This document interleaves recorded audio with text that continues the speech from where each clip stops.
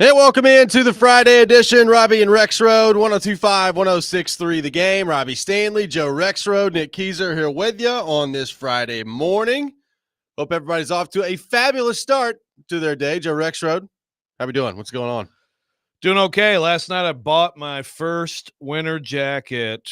Katie swears this is true, so I believe her, in 14 years. Really? I had the same winter jacket for 14 years. I have a new winter jacket now. That's Get excited. Congratulations. Secondly, that's an impressive run for the previous winter jacket. Well, and I would have kept going with it, but the zipper is finally, it's like, you zip it and then it unzips at the top. Oh, yeah. There's just very frustrating. Yeah. So there we go. New winter jacket just in time to go up to Indiana again, my favorite state in the union. Well, I know that you only usually get to go up there, other than this college football season. It's really a combine thing for you, which is your favorite event. So I'm glad you've been able to really just revisit it so much. Yeah, I know. God, how long? It's funny because I actually sent out the emails this week about the combine and like the staff, hotel and everything. And I'm like, so I don't have to go, right? Can I not go? Oh, I think you have to be there. I think it's an annual tradition. I'm going to try really hard not to. A lot of college hoops going on that week, man. A lot of college hoops. Nick Keyser, how we doing? What's going on? Brother? I'm doing great. This is the day the Lord has made, and we're gonna have a great Friday, guys. Thank you, Jameis. After Jameis winning last night, I am motivated. I love it. How couldn't you be? How about that guy? Yes. Got a little snowy football last night. Jameis Winston playing quarterback. What more could you want? Snowy football and Jameis Winston at quarterback. And by the way, if you're a Titans fan, the Cleveland Browns won, so they got to win number 3. So a little bit of distance between you and the Browns now in the draft order. Yeah, it's good for your draft positioning for the Browns to win. It was a lot of fun watching that in the snow. By the way, there's a great for people who talk about like tanking. I mean, the Browns, like that was like their freaking Super Bowl. They're 2-8, but believe me, they wanted to win badly. And boy, is that a tough one for the Steelers to swallow. That is a tough one for the Steelers to swallow. Between the Jameis Winston pregame speech in the tunnel and then the pregame interview before the game on Amazon, there's really no way the Browns were losing that game. I mean, when you really comes down to it, when Jameis is your leader like that, that's why the Titans should have signed him this offseason. Think about the motivation that could be just coursing through that locker room right now had they done that. I mean, you're kind of, you love Jameis and you're kind of, it's kind of tongue in cheek. And sometimes I watch him play and I'm like, I don't know, man. Like, obviously the picks have never, like, they're not low enough, right? And he threw one last night, although I don't know how much you blame it, in a snow game like that. But he tried to throw a pick right before that, then he threw a pick. But and I thought they were toast at that point. Sometimes you watch him play, like, that still is a guy who was the number 1 overall pick. Like, he has a lot of ability. So now there are only 4 teams left that have 2 wins, with Cleveland moving up to 3. Last night, it's now the Jacksonville Jaguars at 2-9, then the 2-8 Titans, the 2-8 Giants, and the 2-8 Las Vegas Raiders. Baby, it's getting thinner up at the top. Yeah, and I don't know, all the schedule comparisons there. The Titans do have a tough one this week. They do have some opportunity, or I guess, however you want to look at it, opportunity or unfortunate opportunity ahead, like playing the Jaguars twice and stuff like that. But there's a lot of, good teams left on the schedule too. Texans, Commanders. I mean, the Bengals aren't really a good team, but they can score. Sure. And there's a lot of things that go into that. And, you got 2 games with Jacksonville coming up in December. The NFL saves the best for last, and Titans, Jags twice in the month of December. We got some of that coming up, so get ready for that. Yeah, just what everybody wanted. Probably flex them both to prime time, I would assume. That will be the case. Flex them to like before SpongeBob on the Cartoon Network. Hey, I'd watch that back to back. Yeah, be good to get good stuff there. A lot of laughs in both cases. We got a lot to get into in the program today. Jared Stillman will be with us at 7:00. Teron Davenport at 8:00. Looking ahead to the Titans and the Texans coming up this weekend, so looking forward to that. We begin on the Nashville Predators, and a big moment for them coming up really this entire next week, but starting tomorrow against Winnipeg. They're 6-11-3. They're 20 games in. They're taking on a Winnipeg team that is 16-3. So obviously, they're off to a great start this year. A historic start in the NHL. It's a busy week. You got Winnipeg on Saturday. You got New Jersey on the road Monday. I think it's Philadelphia at home Wednesday, Tampa at home Friday, and then you're back up in Minnesota against John Hines in the Wild on Saturday. So they got a ton of games coming over the next week here. You know, and we had kind of a state of the union for the Predators yesterday after the 20-game mark. It's a lot of bad. There's very few good things to look at right now. The penalty kill looks good. They've got a top 10 power play, and UC Saros is playing well. That's about it when it comes to this team right now. And the question is, what has to happen to shake it up? Is there anything that can happen to shake it up? I will say this, Joe.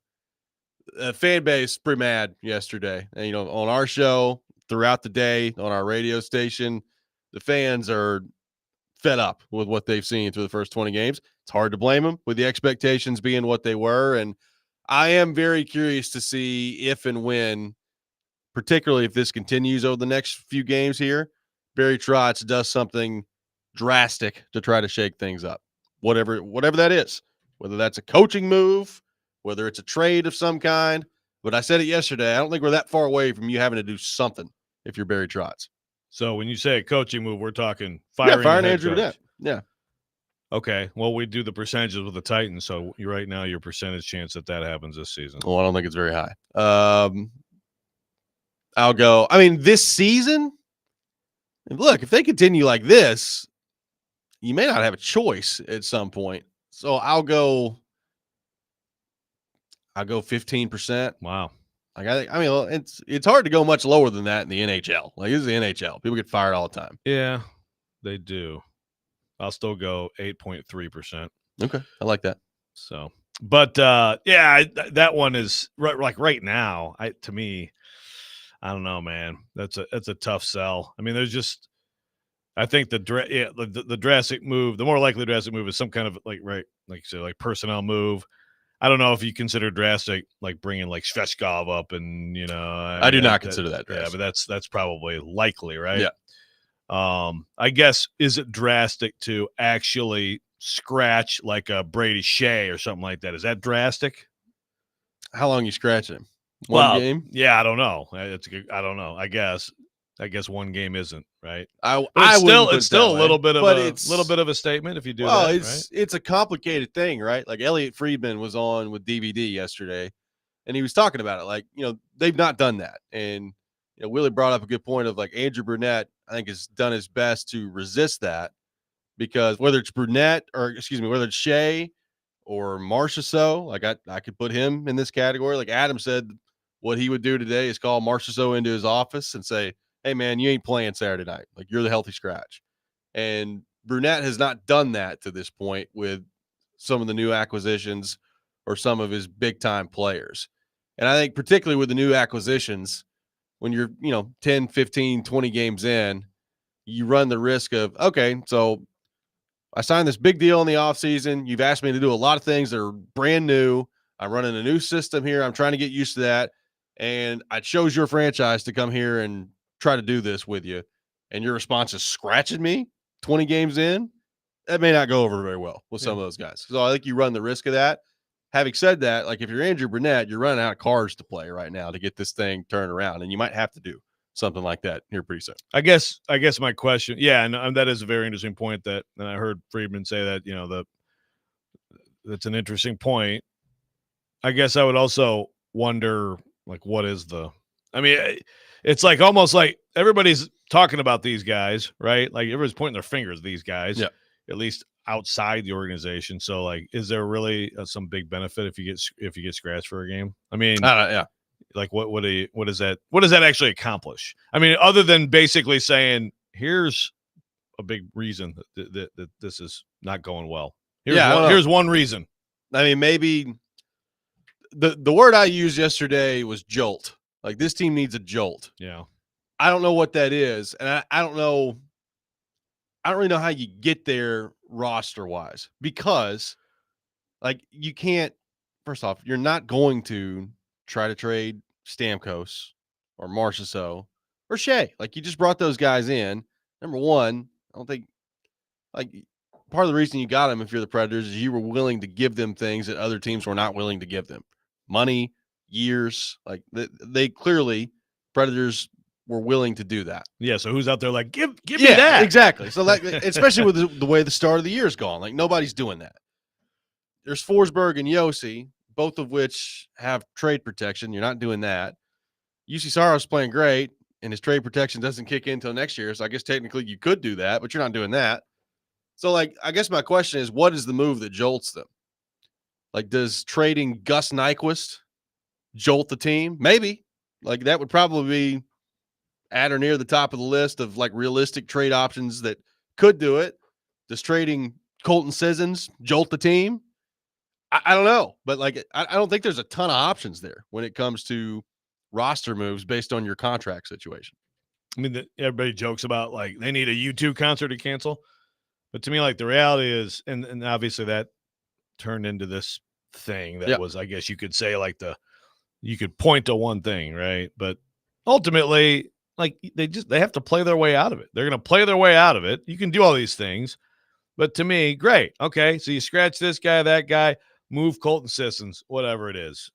I mean, to me, it's like move Nyquist. Okay, so what are you getting back? And so now you understand that, like, everybody's underperforming, but that is a guy who can give you some production, right? I mean, he's not going to have, obviously, last year, as you said, all through, like, the offseason, that was a career year. Don't expect it again. But I mean, what's the benefit? Like, unless it's an intangible culture improvement to get rid of somebody. Well, I don't know. Like, I guess the benefit you would hope would be the locker room looks around and says, "Oh my God, he just traded Gus Nyquist. Yeah. We better get going." Sometimes that happens in the NHL. Sometimes that happens in sports, but you run a risk when you do that too. I mean, the risk is, "Oh my God, he just traded Gus Nyquist. What's he doing? This thing's falling. We're giving up 20 games in." Like, it's a very complicated needle to have to thread right now to get something going in there. Right. So they'll do something, and and I understand people wanting them to do something, because you can't just, like, you feel like, how can you just sit here? But to me, it really comes down to the same guys who have been out there are going to be out there by and large, and they have to play their way out of it. I agree with that. I'm starting to question if they can do that. And that's the problem. Like I said it yesterday, it ain't just the record. The record's bad. They look like a horrendous hockey team right now. They look awful. And they look the same now as they looked 3 weeks ago. And that's the part that's, I think, pretty concerning to me. 615-737-1025. Our phone number, 615-737-1025. More of your thoughts on the Predators coming up next. What can be done to jolt this room? What can be done to get the Predators going? Or is this just what they are? We'll continue that discussion coming up next. Robby and Rexrode, 1025, 1063, The Game.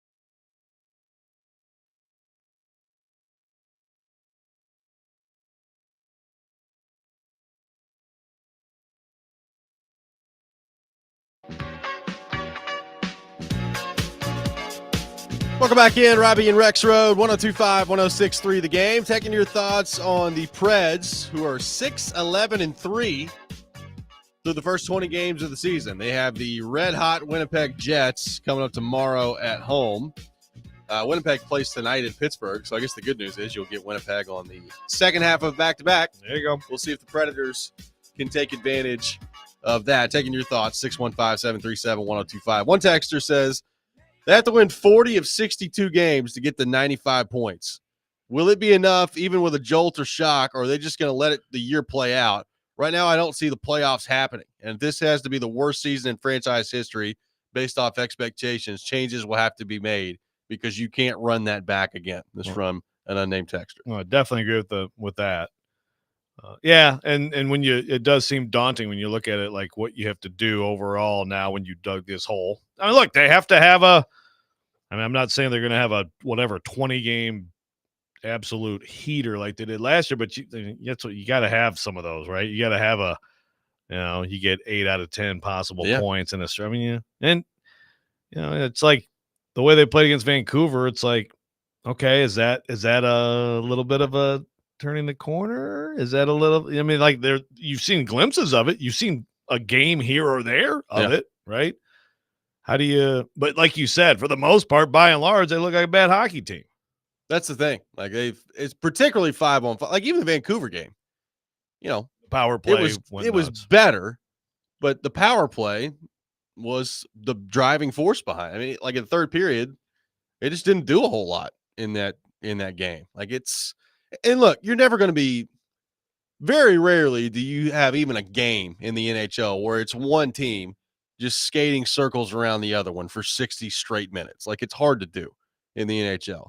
But they've just looked bad 5-on-5. And that's the part that I don't really understand. I told you yesterday, if you'd have told me in mid-September that by the time November 20th rolls around, they're going to have a top 10 power play, the number one penalty kill in the league, and UC Saros is a .916 save percentage, I'd have told you they're at the top of their division. And instead, they're 31st in the league. Like that I think kind of shows you when your special teams has been as good as it's been for them, your 5-on-5 play is atrocious. And that's what it's been for them so far. And that's the part that I don't really get, because last year it was kind of the opposite. Like their penalty kill was decent. Their power play was okay. It was like, I think 16th. So dead in the middle last year, but their 5-on-5 play was really good, particularly in the second half of the year. And it's just been non-existent this year.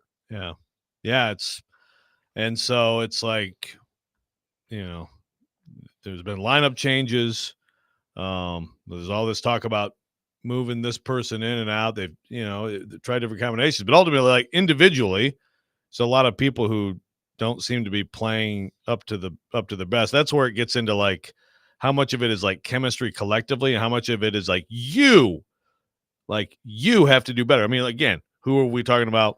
Obviously big mistakes and just not great overall performance from a couple of the new guys, right? Yeah, Marchessault's not been good. Shea's not been good. And like Stamkos, the numbers are starting to get there in terms of his production, but it's pretty much all on the power play. Like he's not doing it much of anything 5-on-5, which is right in line with the rest of the team for the most part. So even him, like, I've heard from some people down in Tampa this week that have covered the Lightning for a long time. We just kind of been talking about it. He's like, 5-on-5 play the last couple of years started to go the other way for Stamkos. And he was he didn't call him like a power play specialist, but that's where a lot of his points come from, was on the power play. And it's part of the reason he's not there anymore is because Tampa Bay saw that. So the 5-on-5 play, if that doesn't get better, you don't have any chance. Like you can ride special teams to a certain degree. Like you can be the number one penalty kill. You can have a top 10 power play. But if your 5-on-5 play is as bad as it's been, you have no chance to get out of this if you're the Predators. That's the number one thing that has to change. Like you gotta figure that out. A question for you, Robby, as a casual hockey fan, besides puck watching, what things do you look for when there are line changes? What should I be looking for besides good passing? Forecheck, puck possession? How do I know when a player sucks? Well, yeah, forecheck is a part of it. I think a lot of it has to do, like Marchessault, I think is a good example of this. I don't think Marchessault is out there loafing it. I think he's trying maybe a little too hard right now to do the right things, and he's trying to make plays. And what that has led to recently for him is making some passes and trying to force some things that just aren't there. And it's led to turnovers the other way. Like, it's been really bad to see that. Like Brady Shea's been awful for the Predators so far this year. I know Brady Shea is a good player. I've watched Brady Shea his entire career, and Brady Shea is not 34, 35. He's 30. So, like, there's really no excuse for that. So it makes me think that they're still, maybe particularly in his case, having some trouble adjusting to what you're seeing out there. So what should you be looking for? I think you should be looking for guys that are they're confident with the puck. They're not flubbing it and turning it over left and right. I think when you know that the game is clicking for them, you're not seeing a whole lot of hesitation out there, because I see some of that still in their game. Like, there's still a little bit of, okay, do I go here? Do I go there with the puck? And they're not all out there connected. And that's not just the new guys. That's some of the guys that have been here, which is still, I guess, maybe the most mystifying part to me. Like, the guys that were here last year that kind of went through this to start, I expected way better for them to start this year. And it's just not happened at this point. Right. Like, that the top line from last year, you figured that's just going to, no, maybe not be as good, but you can count on that, right? Yeah. Like, that's going to be reliable. So Ryan O'Reilly hasn't scored this month. It's November 22nd. no one ask him about it, please. Yeah. I'm the worst hockey player who's ever put skates on.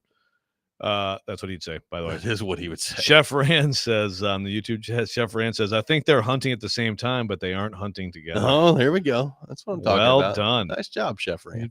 You take these two teams and put them together. That's very interesting times in Nashville sports. It is. There's no doubt about that. 615-737-1025. Our phone number, 615-737-1025. An interesting question that Rexrode has come up with. If you're a Titans fan, a Preds fan, which one's got it worse right now? We'll get into that. This is Robby and Rexrode, 1025-1063, The Game.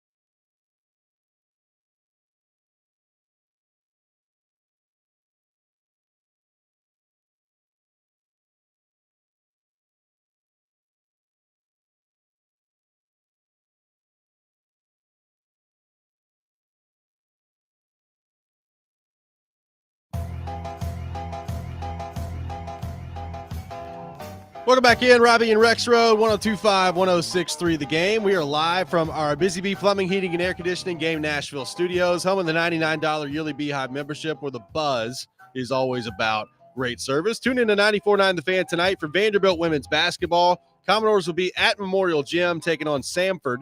Tip-off at 6:30, pregame at 6:15. Coverage also available on the 94.9 The Fan app and at 94.9thefan.com. Taking your thoughts on our phone and text lines driven by WilsonCountyHyundai.com.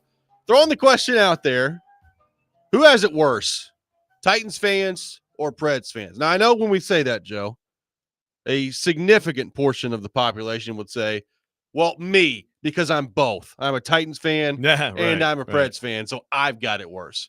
And I think absolutely there's no doubt about that.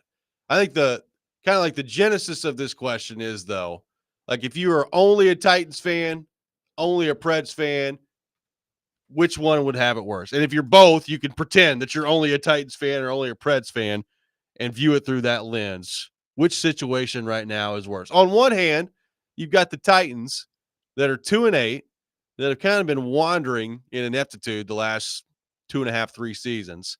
And you look at the roster holes that we've discussed a lot on this show, and you wonder, all right, well, when's this going to get a whole lot better if you're the Titans? On the other hand, you're the Predators coming off the busiest / most exciting offseason in the history of the team.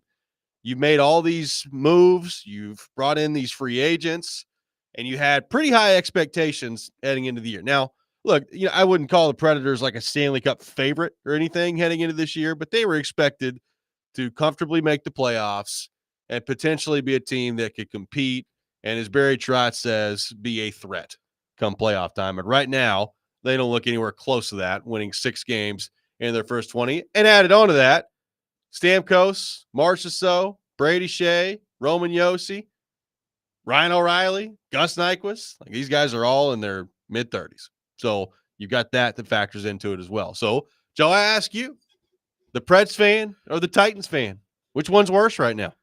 Well, we've already got different responses. And so, like, I'm talking more than just like this year, because as Terrell brings up, the Titans, I mean, we know the Titans aren't going to the playoffs. We don't know the Preds aren't. Preds have finished 25% of their season. Certainly they can still turn it around. It's possible, make a run into the playoffs. Yeah, but I'm talking more like what you're talking about, which is, do you like the big picture, the short term, but still the short term, even beyond this year? How do things look? I think it's hard. I mean, I honestly would probably feel a little worse right now about the Preds, but it's just a matter of, do you think that these guys are going to figure it out or not, or is it truly like they just have a bunch of guys who are going to go over the hill together, and right. It's just, and then you're locked into like just all the, and you talk about like if it just goes that way, then it's an easy choice to me. Titans are better off because in the NFL you may screw it up, but at least you have the opportunity. You can maneuver, you can change things. In the NHL, you are locked in, of course, with Saros, and again, nothing wrong with how he's playing this year, but you're locked into this roster basically, or like talk about the painful blow up that some people have been asking for years. Going, boy, maybe at some point it does happen like that. So yeah, I mean, but also the hard part about that is that's only if you believe that it's hopeless here, right, with these guys. And we talked when the off season happened about not just this year, but like, okay, so they have a window here. It's a short window, but it's a window where things go well. And like early in the season, okay, get a number 2 center. And if it all comes together, you've got 2-3 years of you could potentially be a contender. Right. So are they going to be a contender in the next 2-3 years or an absolute bleep show? I just don't know. Yeah, I don't know either. Like I mean, they're 6-11-3 right now. It's hard to get to contender based on what we've seen. Now, having said that, there is still over 60 games left this year, and I talked about it yesterday. You know, it looks horrible right now. There still is time for this thing to turn around. So I try not to just overreact totally in those situations. They look bad right now. They look like a very bad hockey team. And I think the answer on this, like, if this is just what they are, like if this is Stamkos going over the hill, Marchessault going over the hill, Yossi taking a step back in his game, which he's looked bad so far. Like if this is all happening at once right now, then the answer is the Predators, because there's not an easy way out of it. Like all those guys are under contract for multiple years at high numbers.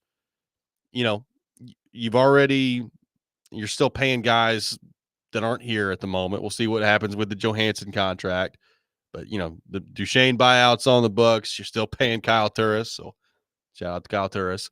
So it's not like you can buy some of these guys out right now. If this is what they are, then this is going to be a big problem for them for a long time. Like I think when they signed Stamkos and Marchessault, we talked about it the day they did it. Years 3, 4, and in Marchessault's case, 5 of that contract might be a little rough. Yep. Like it may be. Yeah. You sign up for pain at the end. Right. Like there may be a little bit of pain on it at the end. But the trade-off was supposed to be the first 2 years, you might have something. Like those guys all scored 40 goals last year when you talk about Stamkos and Marchessault, and then you factored in Forsberg too. So I think you were willing to live with some of that. And the hope is, and Barry Trotz has talked about this, that as those guys were entering the back part of their contract, that some of your young guys are coming up and filling those roles. And even though you're paying those guys a lot, maybe you could slide them down or use them a little bit more situationally, and it works out that way. Well, if this is just going to be what they are, and this is how bad they are, I don't know how you really get out of this anytime soon if it's the Predators. So from that perspective, if you don't believe that they can get out of this, then the Preds are the answer. Like it's the Titans, at least you could draft another quarterback, and there's money that you still have to operate with, and it's the NFL. Fire everybody. You could fire people, hire new people, keep firing people. Yeah, you could do that. So I think if you have no belief that the Preds can get out of this, then they're the answer by far. Ethan from Lawrenceburg says Preds fans should feel worse by far because they will keep Trotz around forever because they don't fire GMs very often. Well, they don't ever fire GMs, actually. Yeah. And he says Trotz is horrible. So we've gotten to Trotz is horrible now. 20 games of this new look, and now all of a sudden Barry Trotz is a bad GM. Yeah. I don't know if I'm quite willing to go there yet. But that's the funny thing. Is like I don't know. Yeah. He's a year and a half into this. I don't know.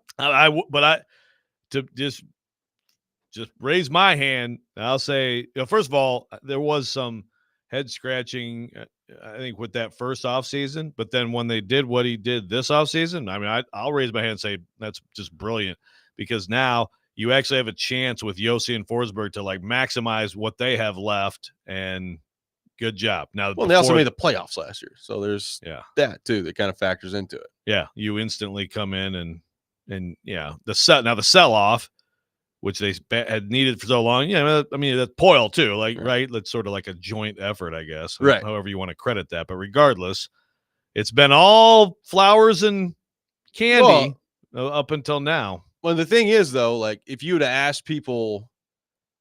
I go back to mid-September, right? Like the Titans had already started playing. It was right before the season started for the Predators.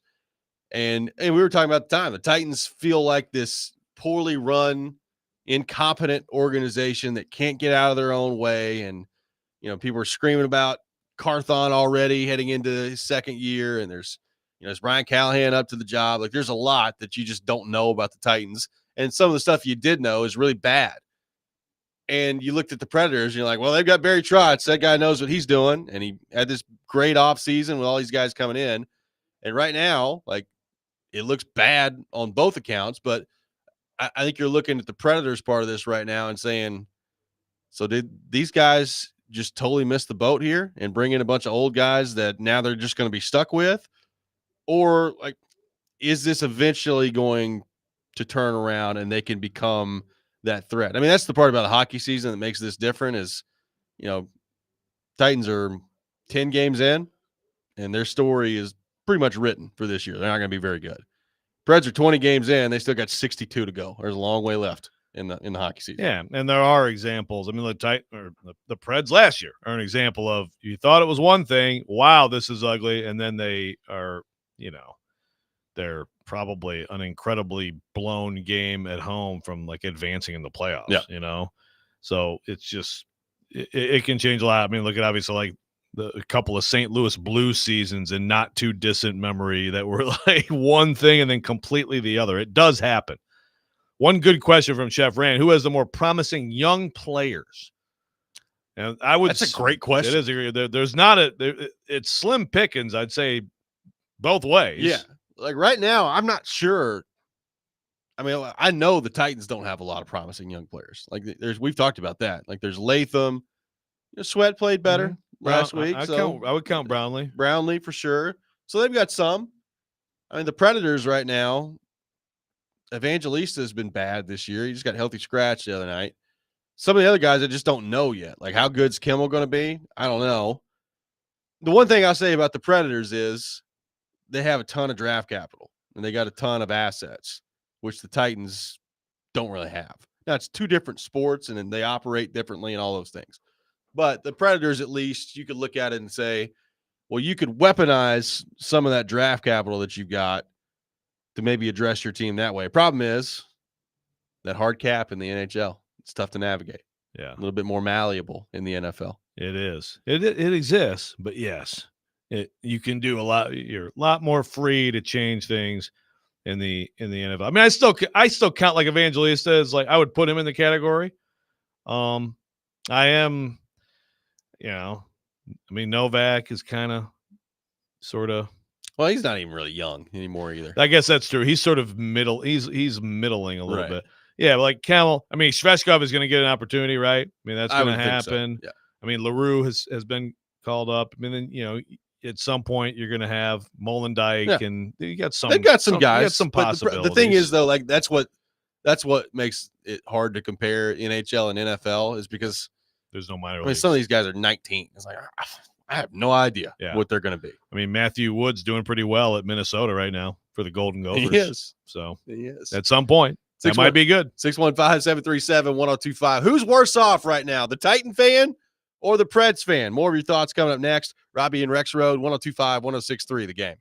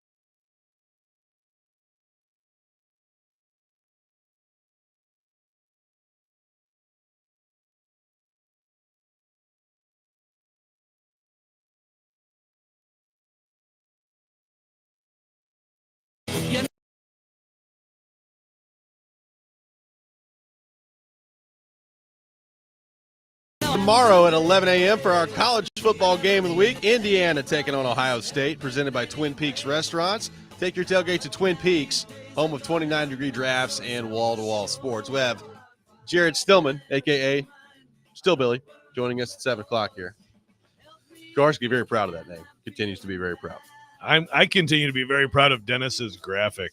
It's just Pretty really, awesome. It really is tremendous. I want to get to Mr. G here. See, this is a bigger picture, which I think is fair to discuss. He said, "Good morning, guys. I think the Titans are worse off because they also have an ownership." And he says, /GM/coach problem. In addition, not having many promising young players. The Preds, while the season's not been off to a great start, have better quality players and better quality coaches /administration. I think specifically. Now, of course, I don't know much about Bill Haslam as an owner. Yeah, I don't know.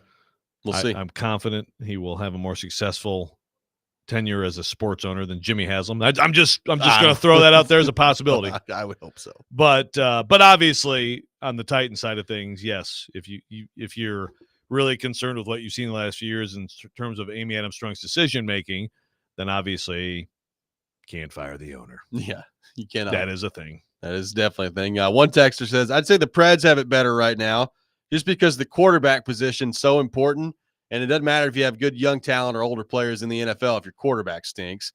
Saying that, I haven't completely given up on Will Levis, so we'll see about that. Well, you're just all over the place then, Texter. Well, I think I largely agree with that premise. Like, quarterback is so important that if you don't get that figured out in the NFL, you don't have much of a chance. And this is another example of like why the quarterback goalie comparison's not a great one. Like, you saw I was playing pretty well right now, and it's not translating to wins at all, basically, for the Predators. Like, if he was off to the same start he was last year, I mean, they'd have like 3 wins so far this year. You can have a great goalie on a trash team. You don't often see a great quarterback. Although I guess Joe Burrow and the Bengals might be a pretty good example this year.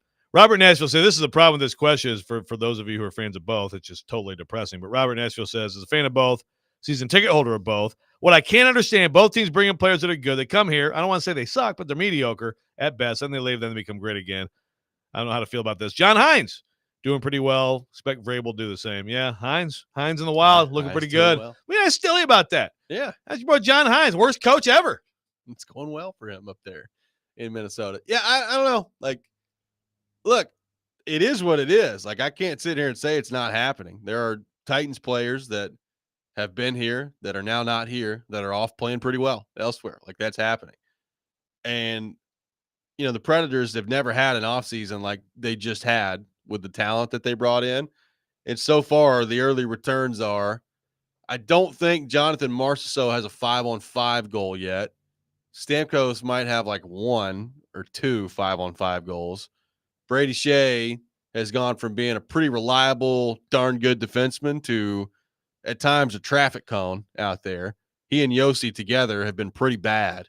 Like, it is kind of amazing how it has just come in and it's been immediately just a total tank in production from those 3 guys that you brought in. It's not, I feel bad for the combo Titan Pred fan, I guess is what I'm really trying to say. Yeah, because I hadn't considered that. It's certainly been a Titans thing. I mean, some of it's kind of like, whatever. Again, like, calm down on Malik Willis. It's embarrassing he came in here and beat you.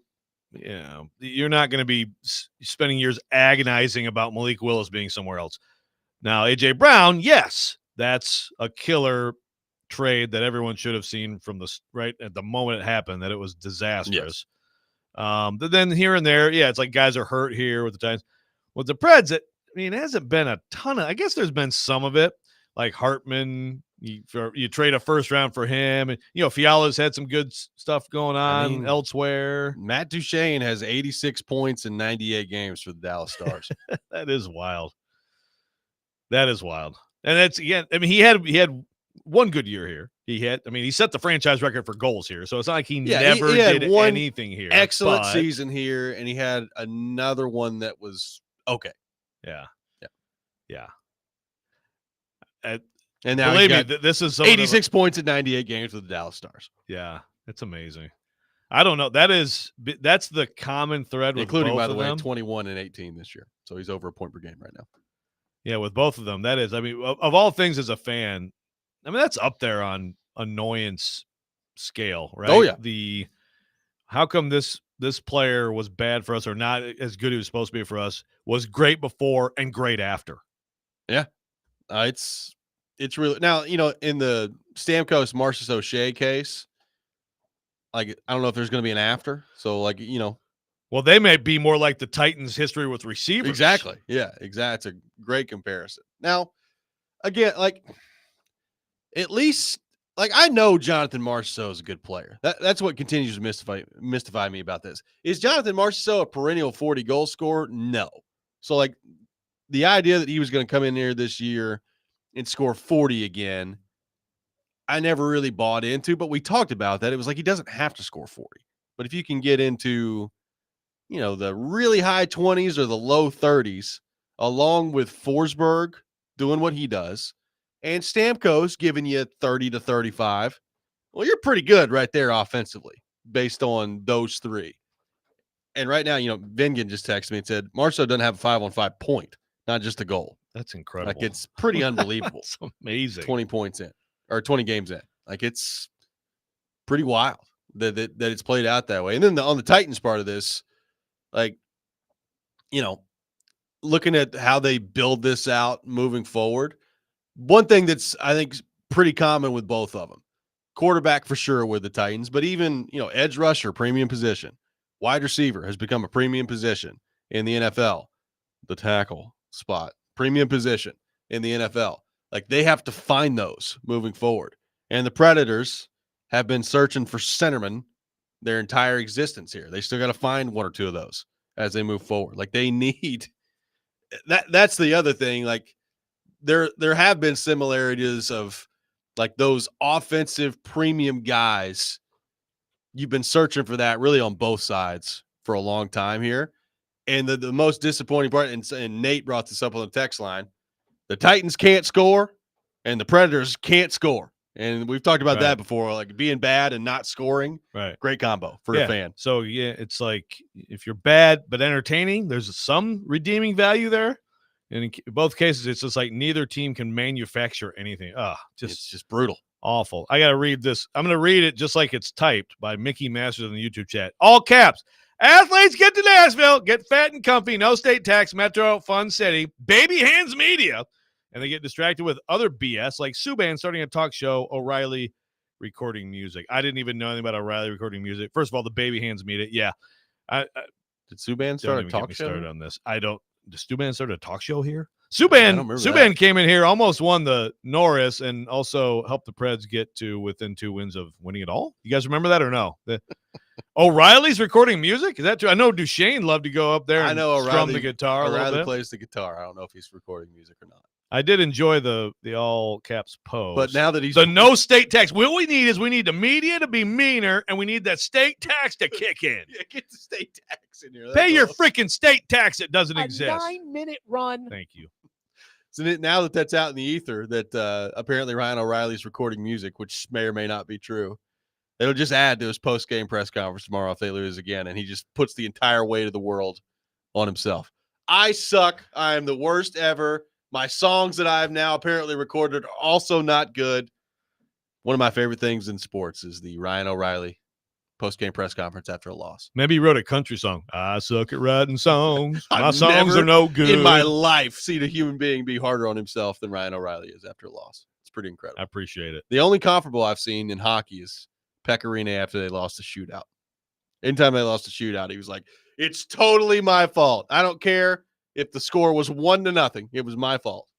I thought you were going to say Pecorino after the Winnipeg loss in Game 7. That was a toughie. That was bad, too. Well, Jared Sorry to bring that up. Hey, Winnipeg's coming to town tomorrow. We'll have Jared Stillman joining us on the program next. Robby and Rexrode, 102.5, 106.3, The Game.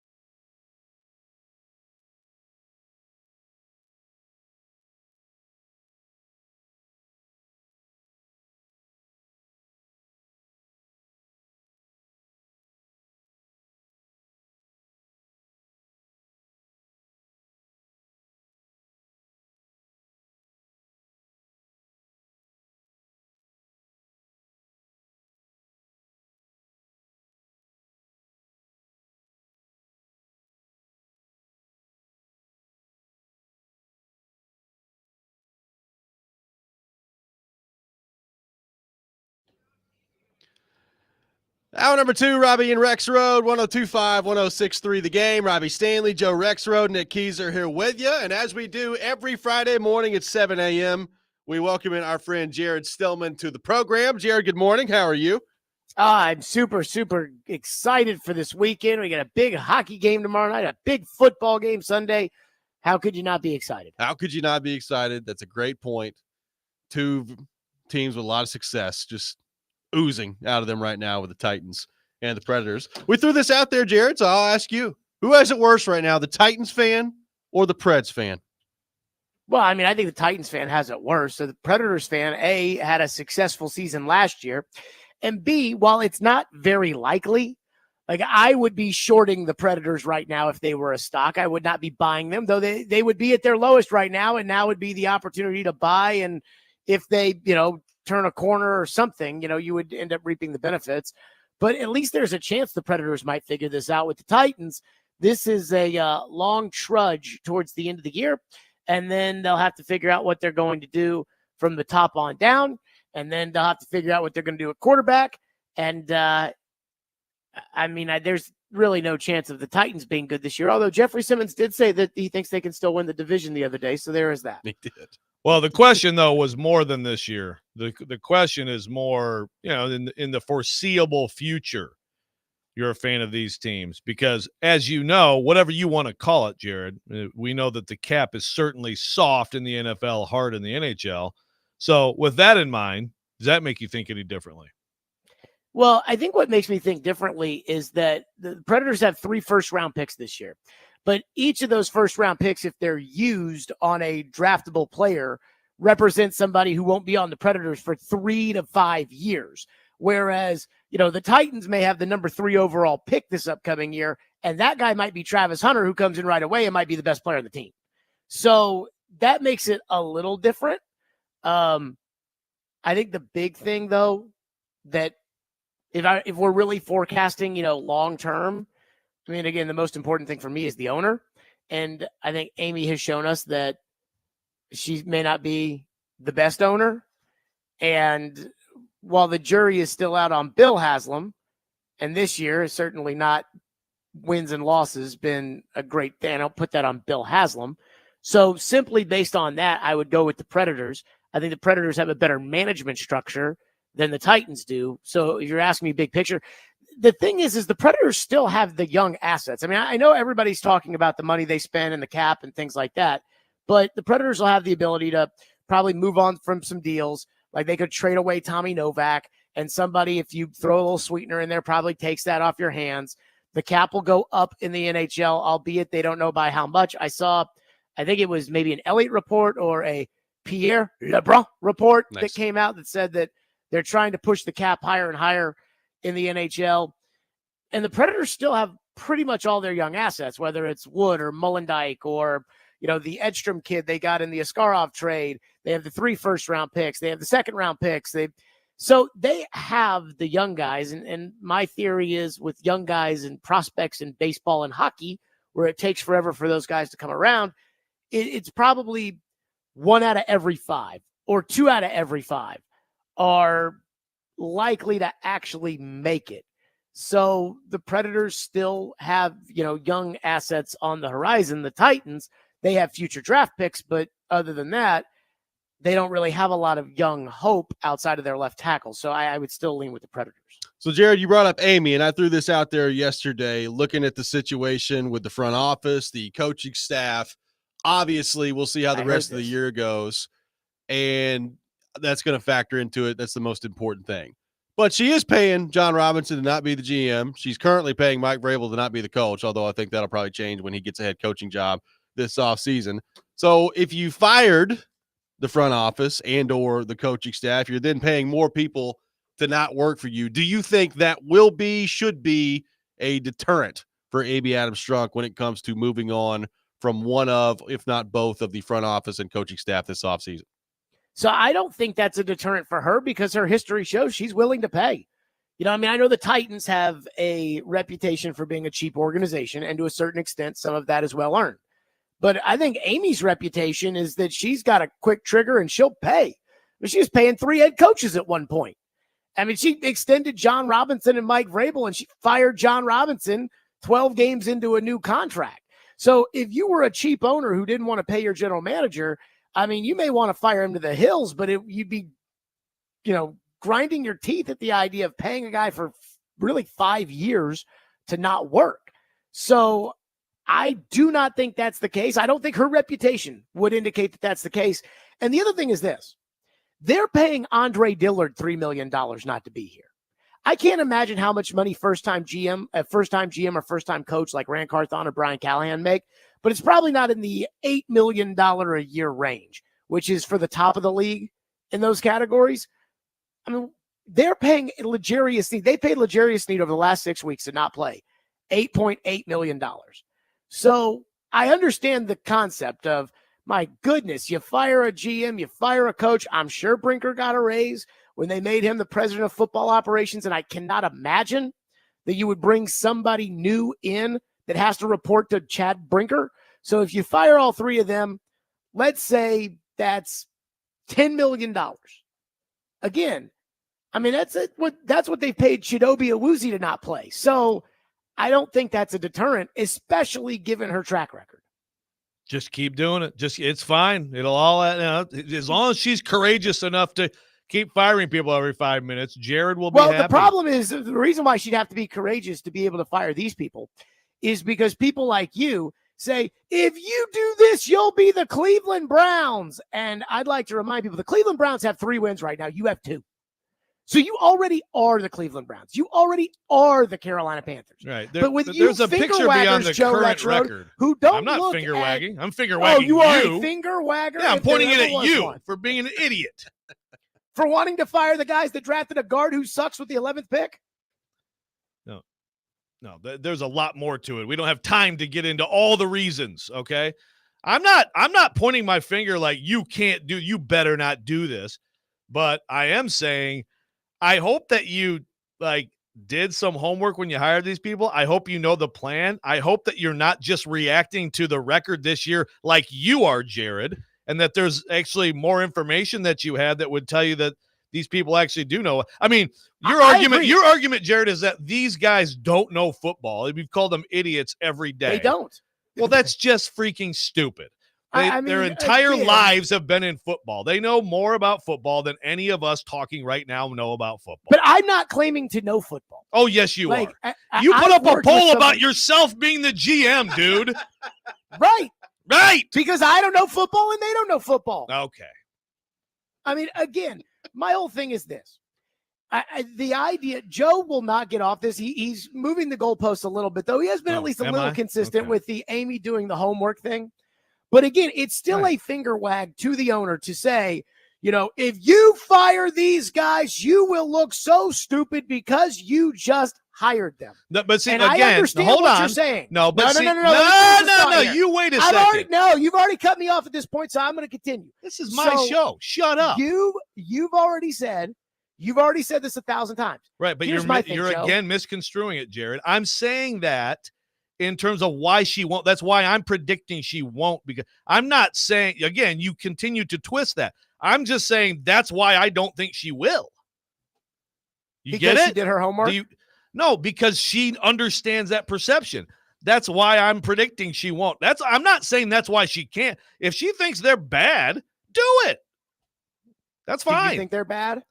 I think that right now the results aren't great. I wouldn't fire them until another offseason. I know that's just an incredibly controversial take.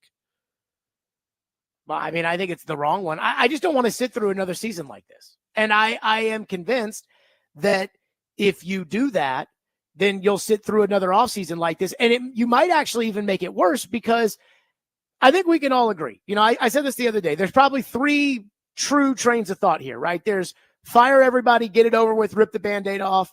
There is hey, give them till next year and everybody's on the hot seat next year. And then there is and I don't think there are a lot of people that believe this, but there are the people that say, well, I mean, John Robinson, he was so bad that you got to give him 4 years. You got to give him 3 more draft classes. I'm sure you guys have heard some. We have heard right? some of that. Okay. So of those 3 thoughts, I think the single worst one they could go with is they're on the hot seat next year. This team is not one offseason away, in my opinion, with these guys running it, from competing.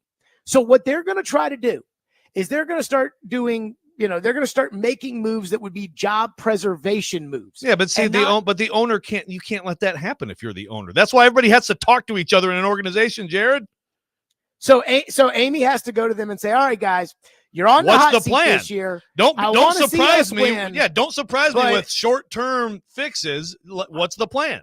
That's what you do. I want to see us win, but I want to draft a young quarterback in the first round. When you guys know that more likely than not, when you draft a quarterback in the first round and you don't have a right tackle, more likely than not, you're not going to be very good the next year. Sure. I mean, the point, I'm not saying they have to go 11-6 next year. If they were the Patriots and they drafted Drake May, which let's say Drake May was on the board in this draft. I think we all agree Drake May goes 1-1 in this draft, right? I would assume so, depending on who's picking what. Yes. You draft Drake May. And Rand Carthon and Brian Callahan have the same season that the New England Patriots are having right now. Would they lose their jobs next year? Next year? I don't think so. Yes. You think they would keep their jobs with a 3-win season or 5-win season, whatever it ends up being? Oh, okay. I see what you're saying now. No, they would probably be out. Okay. So now what you're doing is you want them to make the best decision for the long term for the Tennessee Titans. But that kind of draft pick and the kind of season the Patriots are having is not the best decision for them to keep their jobs. And no matter what you say to them, where you say, hey guys, like, we're going to build this for the future, but you're on the hot seat this year. No matter what you do, those guys are not going to want to draft a rookie quarterback. Those guys are not going to want to trade out of a pick that could be Travis Hunter or the kid from Missouri or something like that to pick up more picks to build long-term, because they're going to say, well, we need Sam Darnold at quarterback and we need the kid from Missouri so that Sam Darnold can throw the ball to him. Like, that's how they're going to do this. So to me, the single worst thing they could do is what you guys are suggesting, which is give them one more year, put them on the hot seat, and demand that they win right away. Because if you do that, you just said two things that I didn't say. Moves, we don't have time to keep going back and forth. I said give them one more year. I didn't say they better win right away or they're fired. But yes, you give them another year and see if they actually, again, I think that this draft right now has some good things to it. I know for you, it's, first round pick is good. That happens all the time.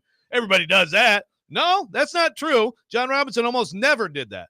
So I'm not saying they have to, you're on the hot seat. If you don't go 10-7 next year, you're fired. That's not the point. Are you building a good team or not? Let the record show that I said I would move on from the front office. So don't put me in the category of bringing them both back. There you go. You're right. Robbie, I apologize to you on that front. And Joe. Good. Apologize to everybody and leave. Okay. I'm not apologizing to you, Joe. My thing with you, though, about this whole, well, J.C. Latham's good, so they should keep their jobs. Rustin Webster and Ken Wisenhunt. Robbie, do you remember who their first pick was when they were together, Webster and Wisenhunt? Was it Lewan? It was Taylor Lewan. So should they have kept their jobs because they drafted a left tackle in the first round who was good? They didn't do anything else right. Should they have kept their jobs, Joe? So is J.C. Latham is the only good acquisition. There's nobody else that's even – it's all bad. Is that right? Is that what you're saying? Is there okay. Okay, what would you rank as their number 2 acquisition over the last 2 years after J.C. Latham, which I think we all agree is number 1? Well, whatever I do, you're saying it's bad. That's not true. That's what you just said. You just said. I want to know what you think it is, and then we can discuss it. What's the number 2 acquisition? I mean, there's a few that right now aren't good. Like, we haven't seen it. Like Chidobe Awuzie, I like that one. Hasn't played. Snead. So that's I bad. like that. Oh, right now, yes, Jared. The crazy thing about this is there's more information we're going to get. I know it's hard for you to wrap your mind around. It's like in OTAs when the end of the world of Tavondre Sweat missed a day, for example. And PT. Right. I mean, I think Brownlee's a very good pick where he was. Sweat, we'll see. I mean, I'd like to see more from him. But again, the overall draft, it doesn't look too bad. So a 5th-round corner that got 2 penalties, albeit I thought the second one was a little questionable. But a 5th-round corner that got 2 penalties that led to 14 Minnesota points on Sunday is the second best thing you can say about this administration. And you saw the second penalty, right? You saw Pretty that one. bad call. Yeah.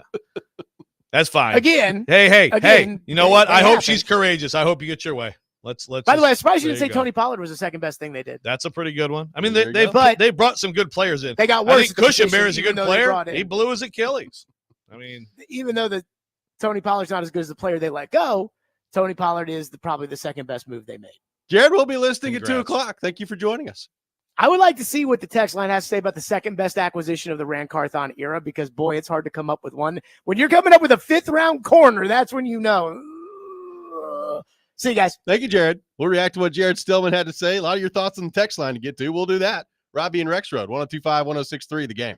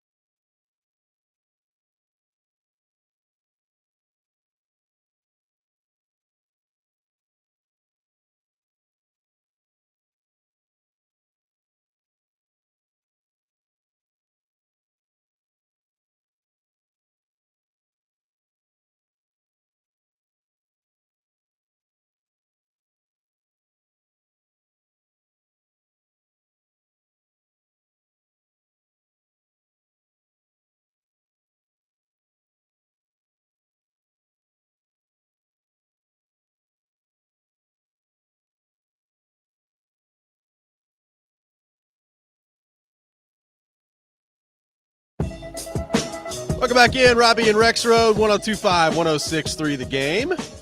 Thanks to Jared Stillman for joining us in the last segment. Joe, people very concerned about your health on the text line. Yeah, heart rate monitors and whatnot, for sure. You've got also someone saying that guy, Jared, bleeped up my whole day. Now I got to go get stoned before work. Wake and bake, baby. Maybe that should have been a pre-show meeting element. Hey, Jared's coming on. Pass this around. Puff, puff, give. Oh, my goodness. Izzo. Here we go. Izzo. Hey, Izzo, don't bogart the bong. Yeah, D-Hop, a lot of people are throwing that out as the second best. I mean, it's just, you know, I want an ice cream, and I want a hot dog, and I want Rand Fire, and I want a hamburger. You know, I mean, it's just,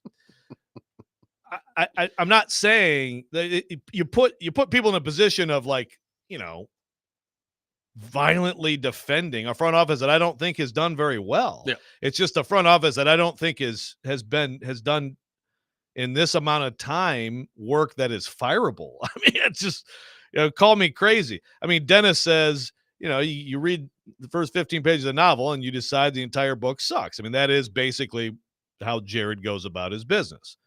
So he may be right that, like, they have no hope. I don't see no hope in what they've done. I do see a lot of mistakes, and it's not interminable that they're going to sit here and keep doing this. I just would not fire them. I mean, not because of the public perception. That's why I don't think she will. But I would not, because, again, if I'm comfortable with what they're doing in their process, their scouts, their decision-making, their conversation, there are a lot of things that have not worked out. I mean, the Snead thing could be a real problem. Owuzie is a good pickup. It sucks that he got hurt. Yep. I think Cushenberry is a good pickup. It sucks that he got hurt. Pollard's a good pickup. I mean, they've picked up some good football players. They have a lot more they need to pick up. Let's go back to our 102.5 The Game phone line, driven by WilsonCountyHyundai.com. Welcome in Adam in Portland. Adam, good morning. Thanks for calling in. So I got one thought on Rand, but you know it'd be a good drinking game. Listen to Jared's show. Every time he says the word PT or cancer curing model or fat feet, you got to finish your drink. You'd be sloshed in like 15 minutes, man. Like, very well. Guaranteed you get sloshed in 15 minutes.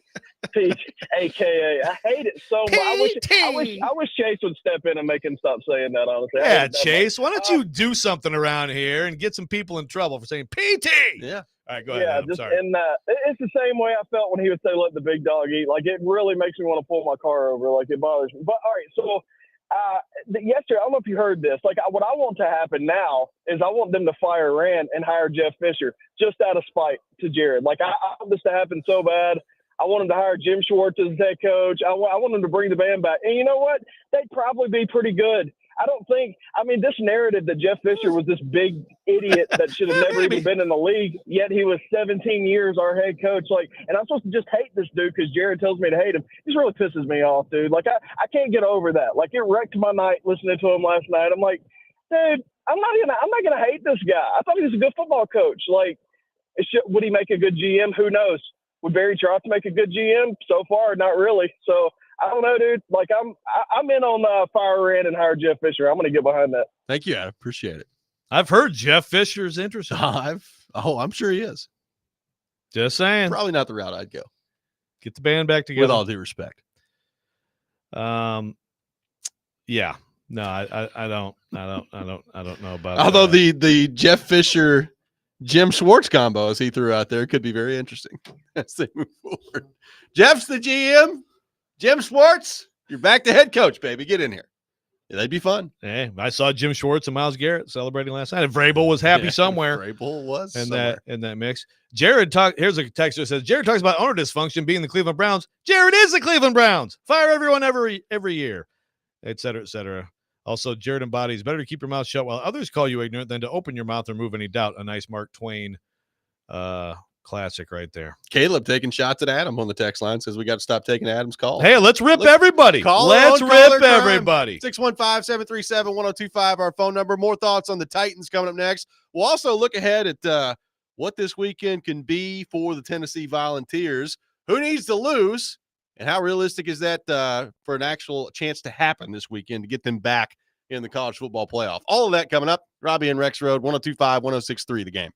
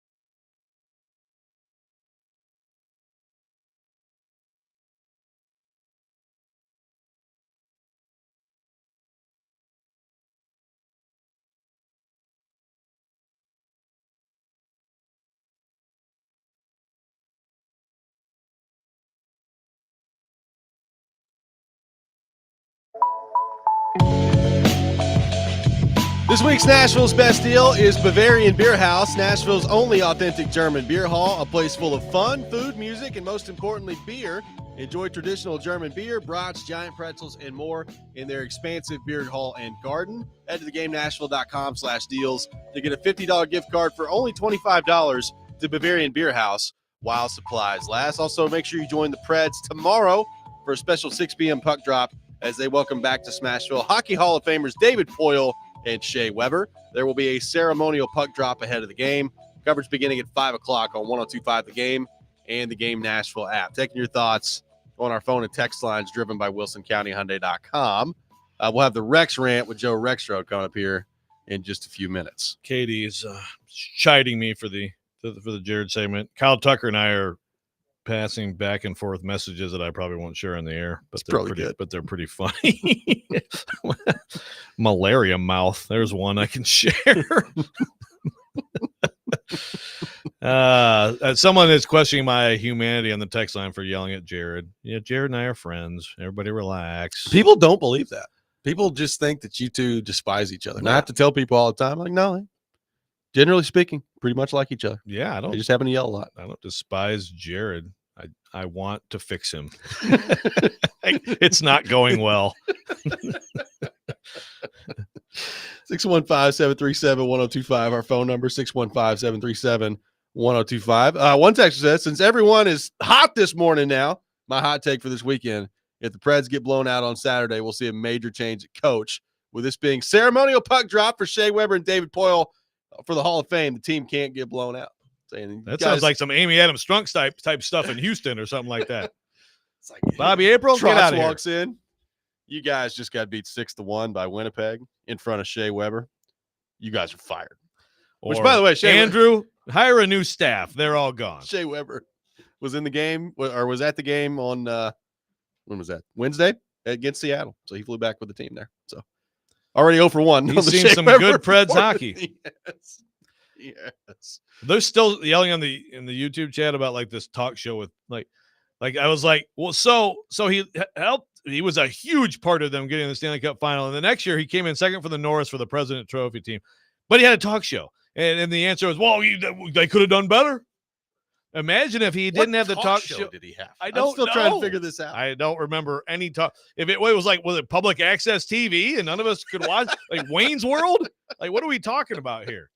Also, yes, I mean, they could have done better. So it must be the talk show that was the issue. And the state tax. If he would have just paid him, just PK Subban paying state tax. We did get a texter earlier that said, better. I will take the Titans and the Preds sucking for the rest of time if it means that I don't have to pay a state tax. Yes. All right, man. Understand that. I'm with you. Let's go. I'm signing up for it. 615-737-1025. Big weekend of college football coming up this weekend, Joe. Indiana taking on Ohio State. Tennessee with a mighty matchup against UTEP. They currently find themselves on the outside looking in of the college football playoff. Still a couple weeks left to go, and then there's conference championship weekend, so lots can change between now and then. But what is Tennessee looking for tomorrow? What's the most realistic outcome, do you think, that gets Tennessee back into the college football playoff bracket once next Tuesday comes around? Well, yeah, that's an interesting one in terms of like next Tuesday. But there's 4 games that are rooting interest, and it's also interesting because they're all right around 2 touchdown lines. So if you want to go by most likely per Vegas, so Ole Miss at Florida, you want Ole Miss to lose. Yep. Ole Miss favored by 12 at Florida. I'm interested in that game. I like Ole Miss. I would pick Ole Miss, but Florida is playing better. And look, Lane Kiffin's teams, super impressed with what they did against Georgia. That was just a tremendous performance. And as we know with Lane Kiffin, his teams have come up on big moments before and fallen flat. But I still feel like there's some inconsistency possible with that team. So Penn State at Minnesota is the sneaky one. It's the same line. Penn State on the road, -12. Minnesota is a decent team. They're an okay team. Row the boat. That's right. Row the boat, PJ Fleck. That's one to keep an eye on, because if Penn State takes a second loss, And then they're going to sit there. And I don't even know who they play at the end, but it's nobody good. Like, they really, right now, they are being propped up by, they've blown some teams out, and they were competitive against Ohio State in a loss at home. They lose to Minnesota, they are not making the field. Like, you can just get them out of there. I mean, I really believe that. So that's a big one. I think they're going to win, but again, kind of interesting. Similar line. Notre Dame, 2-touchdown favorite. Army in Yankee Stadium tomorrow night. You know, Army blew out Navy, but if you watch that game, Navy could not have just botched that game more than a team could not have botched that game more than Navy. Notre did. Dame blew out Navy. The Army-Navy game has not happened yet. Oh, did I say Army blew out? Yeah. Yeah, my bad. Notre Dame blew out Navy, and Navy actually was moving the ball at will, and they kept giving them the ball. Army's offense, Bryson Daly, it is a fun offense, and I think they're going to move the ball. Can they get any stops? They need to be the reverse of Navy and tip a pass at the line and pick it off. But again, so you got like 3 games where it's roughly a 2-touchdown line.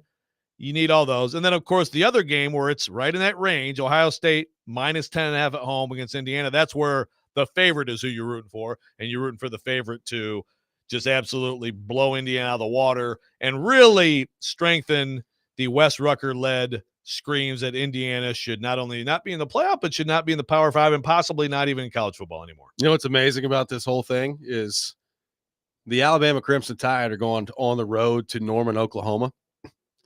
And I've not even thought about that. Yeah. Week. Like, think about that before was the supposed year. to be a Yeah. huge game going into the year. With the circle that one on the schedule. Yeah. Which, by the way, if they lost, I mean, that would be third loss. They'd be out. That is another one. And Yeah, no, you're right. Nobody's even looking at it, which I don't blame nobody for looking at it, but it's just amazing. That's kind of the year that Oklahoma's had. And the funny thing is, that's a similar line. It's Alabama minus 13.5. I feel like there's no hope on that one. Now, another one. Oklahoma looks terrible.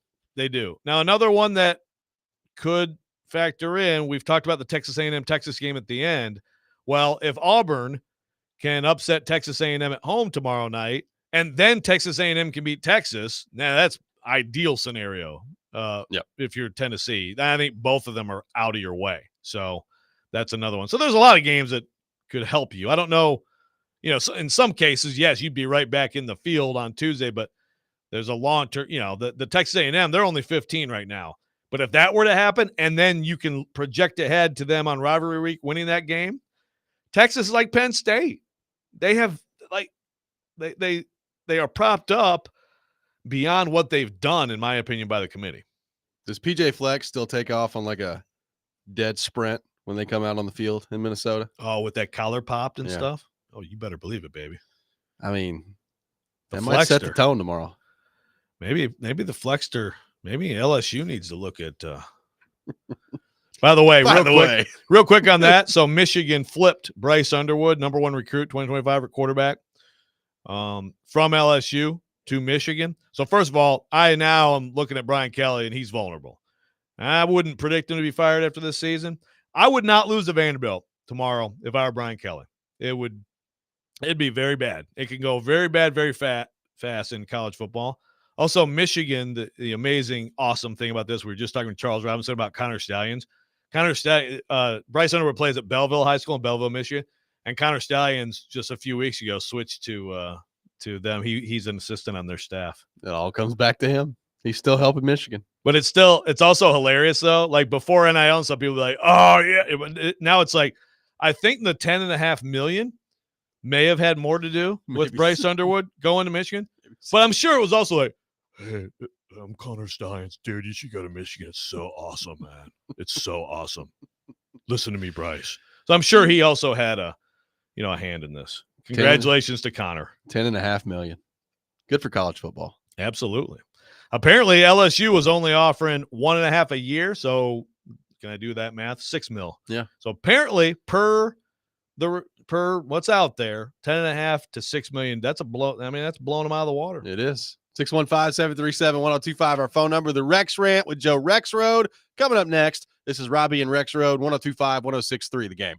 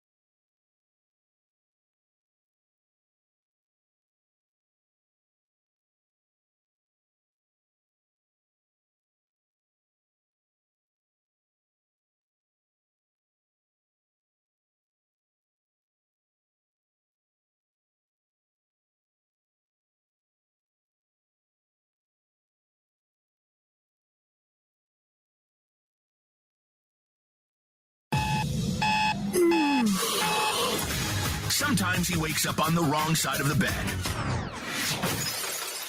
And sometimes he's just, well, Joe. Awkward moment. Let's do it. This is the Rex Rant, now on Robby and Rexrode. Glorious. It's so stupid. It's a terrible song.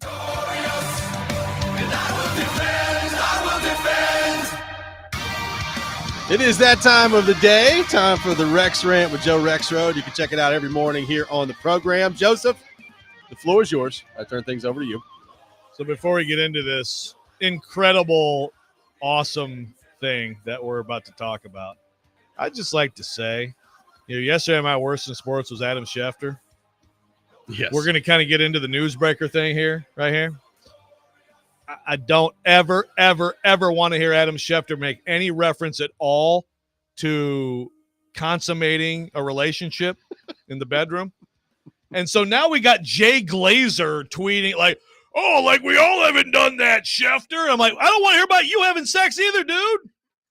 None of you guys. We don't talk about that. It's a really weird thing. I mean, this should be like banned. No one wants, congrats on the sex. No one wants to hear about it. Okay. Agreed. Now I've not seen Rappaport. I don't know, or Rappaport, or Rappaport as we're about to hear. As we're about to hear. So let's please don't. This is bad enough, Ian Rappaport. Let's roll, Mike. So this is on a Jacksonville radio station. It was on a podcast, I believe. I will find the actual name of it as we're playing the clip, but it was glorious yesterday. Joe, you could set it up. It was glorious. Pun intended, or maybe not. Yeah, so Mike Mularkey, I don't know what I've Action Sports Jacksonville, by the way. Okay. Action Sports Jacksonville. So this is Mike Mularkey talking about when he was fired. The best thing I did there at the end, which I can now talk about, was when I got called in that Monday morning after the New England game. I knew they were going to fire me. So Sunday night, I called Ian Rappaport and I said, "Hey, I don't know if you know this, but I'm going to break it to you. But I'm getting a new contract in the morning." And he reported that it was all over the country. I was getting a contract in the morning, knowing that I was going to get fired. But I just wanted to see the faces on the owner and the GM who was out to get me. And I'm pretty sure I got him for a minute or two. That's amazing. That is awesome. That's When I walked in the next morning, there wasn't a whole lot of conversation. It was like, you're done. Mike Mularkey pulling one over on Ian Rappaport. So there are a few things beyond that being freaking amazing. And by the way, hello, TD. TD's in studio with us right now. You do an in-person segment next, and I'd love for you to weigh in too. A couple things on that that are beyond the amazingness of him totally screwing over Ian Rappaport. First of all, he said the owner and the GM who was out to get me with, I think he was just referring to the GM. The GM. John Robinson. Yeah. Also, if you remember that presser after, I know we've talked about all this stuff too, but the presser after, John, I remember vividly that day, John Robinson's presser, and he was asked about basically like if Terry Robisky, if that was sort of a sticking point, right? That was kind of the narrative. And it's interesting hearing Mularkey talk about that because it doesn't sound like there was any like, what about, it was just like, you're fired by, thanks, right? Like, now, again, maybe they were back and forth with that previously, but I thought those were two interesting little tidbits. Like, did Ian go off? I'm like, if you're Ian Rappaport right now, first of all, I mean, you already knew this happened, but like at the time, what must have It's kind of awesome. Yeah. I mean, I'm sure Ian Rappaport was upset, probably rightfully so. Yes. It was pretty hilarious. This is why you always double source. You're exactly right. Just because one tells you something doesn't mean it's necessarily true. So you try to get that double confirmation. Yeah, like this, especially if it's like on two sides of something, right? Where it's no, I mean that's I hope. Well, I mean, I guess I hope Rappaport like went home to some loving, and felt better about it that day. I don't know, but Might have been able to use his embarrassment as an excuse. That's Baby, right. I need some extra tender care tonight. It's been a rough day at work. A little sympathy. Real bad.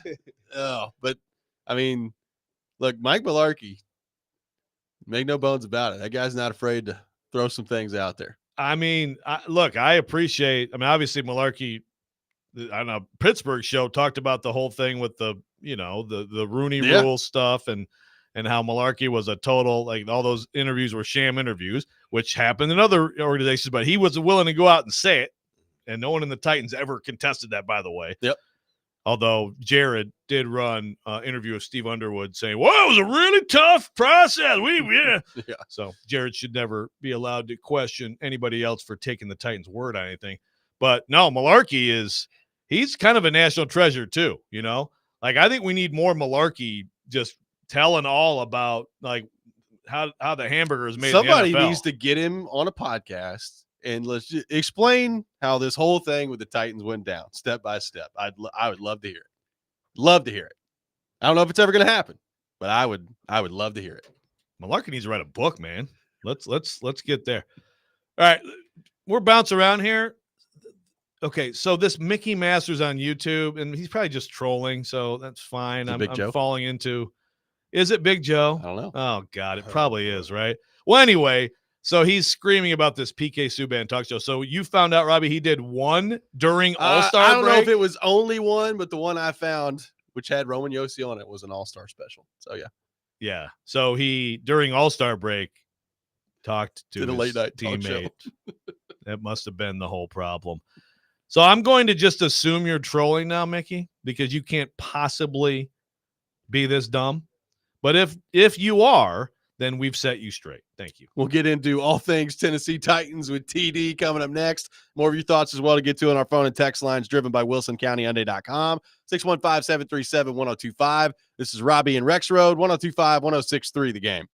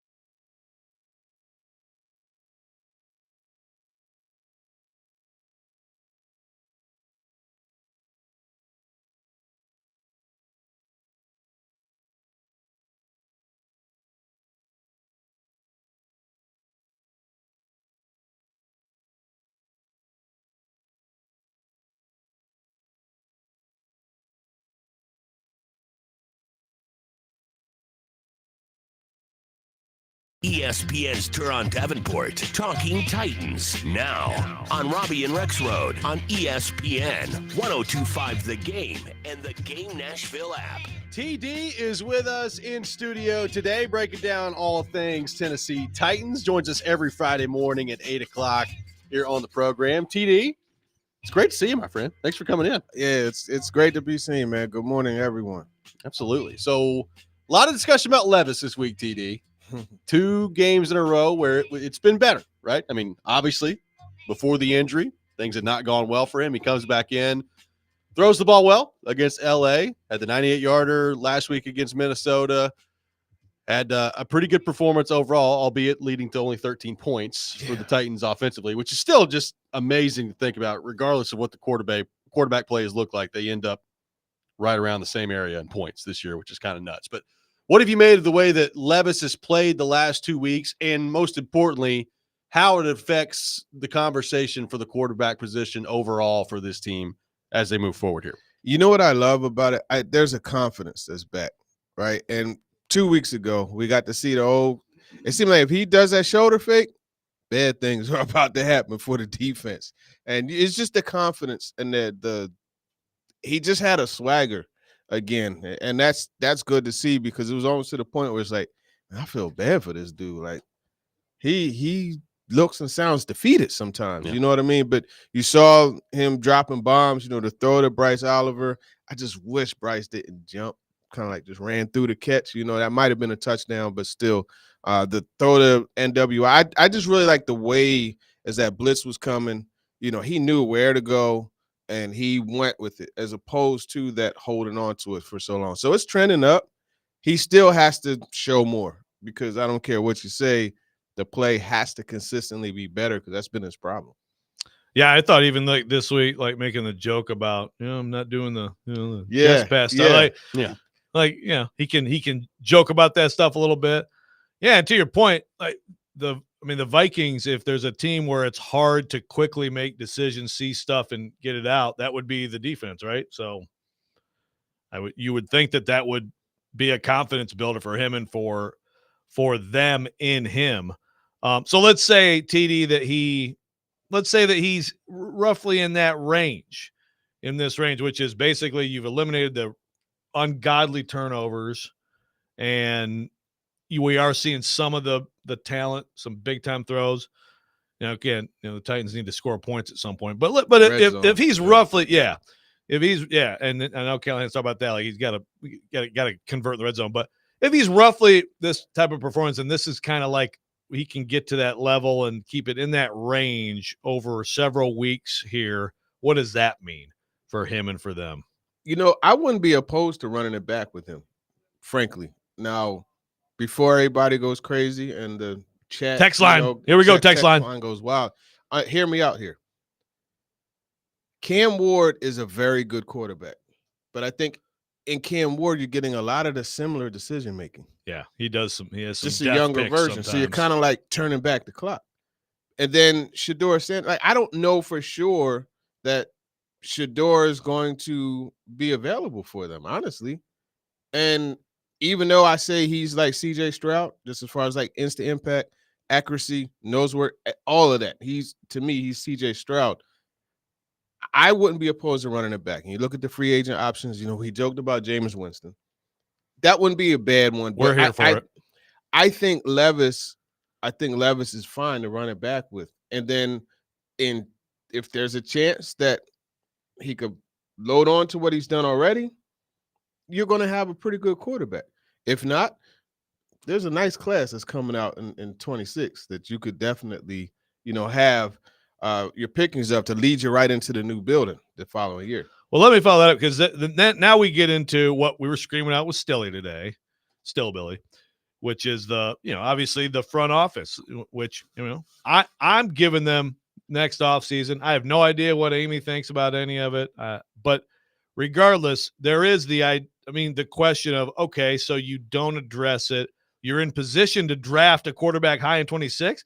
Mm-hmm. Well, at that point, your record is pretty freaking bad with these guys, right? So how does that, and that's where it's like the short term of, you got to show progress, you got to win, got to put together a winning team, but also you figure out the most important position for the long term, and job security has to factor into that, right? Yeah, I think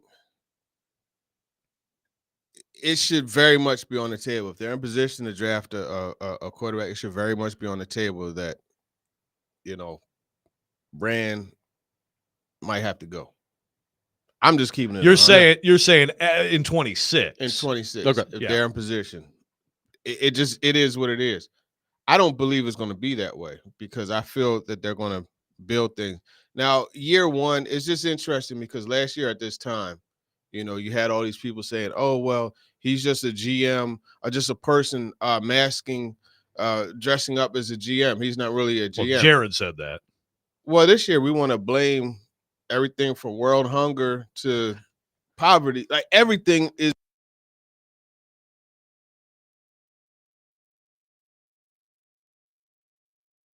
Like I'm really interested.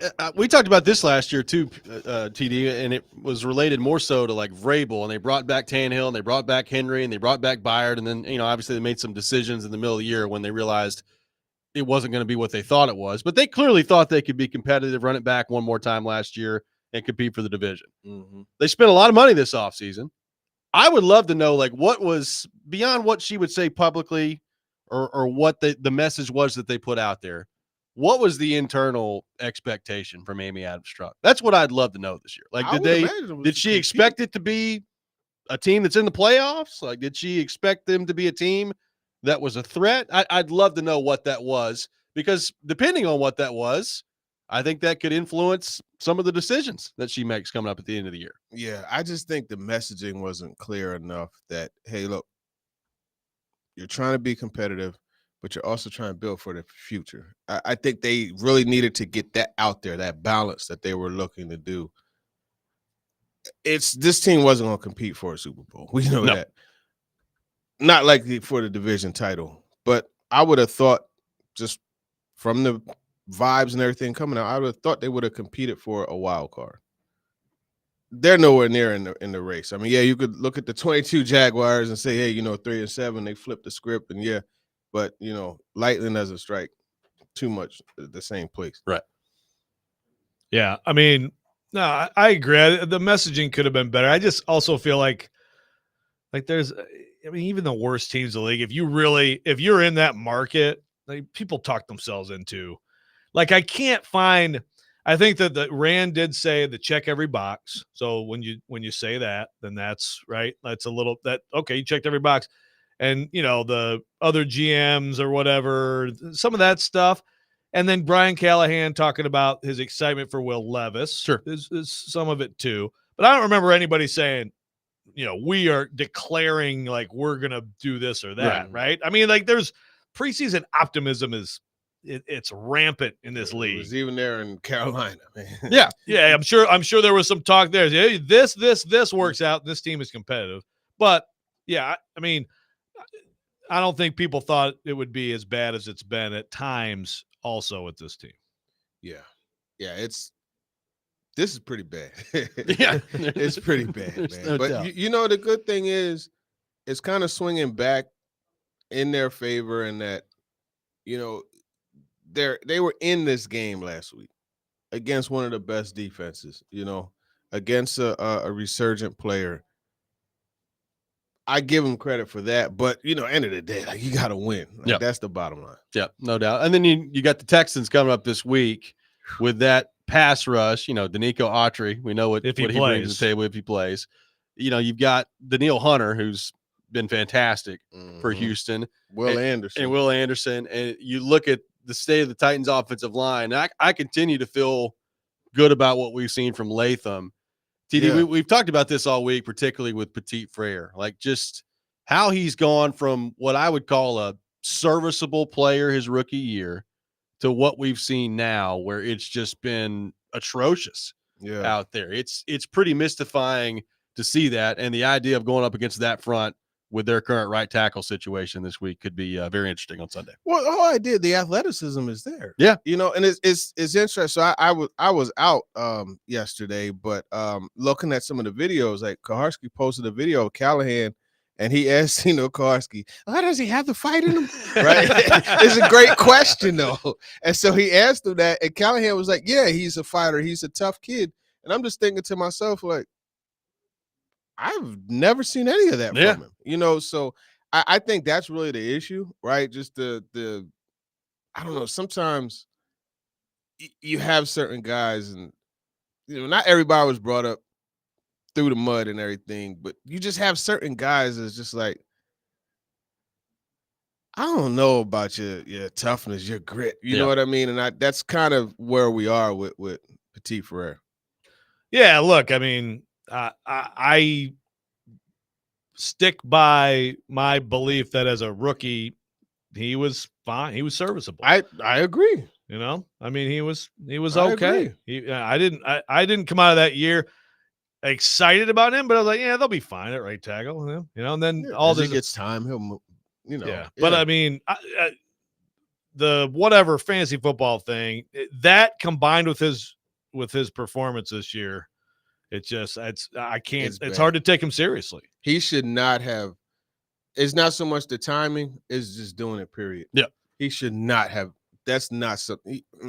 No, it just tells me that you don't really get it. Right? It's completely toned down. Yeah, exactly. Completely. Yeah. Well, and would we care as much if he was playing great on the field? Probably not. But I think to your point earlier in the week, Joe, it does kind of signal of, all right, like if you're that tone deaf on that, what else are you not being overly serious about with your approach? Like, I think that's what it kind of signals to me.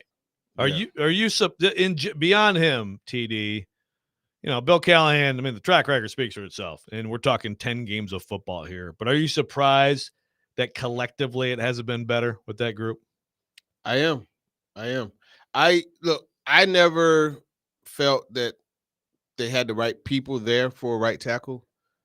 But I was like, hey, listen, if anybody's going to figure it out and he thinks that this is okay, then that's on him. I was always of the draft Roger Rosengarten. I was always of the trade for Morgan Moses, wanted to do those things, but I was just like, hey, they decided not to. I'm going to say they know better than me. And I'm not going to say I know better than them now, right? But I'm going to just say they weren't correct, obviously. Yeah, no, it's been a huge problem all year. Last thing for you, TD, just on the surface heading into this, Houston's been an interesting team this year because they've had weeks where they've looked fantastic, like last week against Dallas. They've had some weeks where it's been a struggle for them, particularly on the offensive side of the ball, some weeks where they've struggled. But overall, what do you make of this game, this matchup for the Titans heading down to take on a Houston team with that front that we just talked about that's really, really good? Hey, listen, they're in really good shape as long as they have Nico Collins in the lineup. You can't not have Nico Collins and Stephon Diggs. Nico Collins, outstanding player. He was one of those, like Stillman and I, we go back and forth, and he's always like, that was a TD guy. That was, yeah, you're right. He was one of them. I really liked him coming out of Michigan. But, you have that. I think CJ Stroud, just his ability to always be on schedule, to make the accurate pass, the ability to, avoid sacks, all of that. Like, he's a superb quarterback. And then you got Joe Mixon, who's running really well. Huge addition. It's going to be a tall assignment for Denard Wilson. I wish I could have heard him yesterday, what he was saying. I have to go back and watch the presser. But, yeah, it's going to be a challenge. It's going to be a challenge. And I think they're going to score. I think they're going to score some points, man, because, Tank Dell, too. Like, there's a lot of weapons down there. Yeah, and if you're the Titans, you got to – one thing I'll say, you got to find a way to get into the 20s at least in this one. You're going to need to do it in this one. That's been a struggle. You got to surpass that 17-point plateau. There's no doubt about that. TD, great stuff, man. Really good to see you. Yeah, good to be seeing. Absolutely. Thanks for coming in. We'll react to what TD had to say. More of your thoughts on the Titans. We got Pigskin Pick'em coming up at 8:30. All that ahead. Robby and Rexrode, 102.5, 106.3 The Game.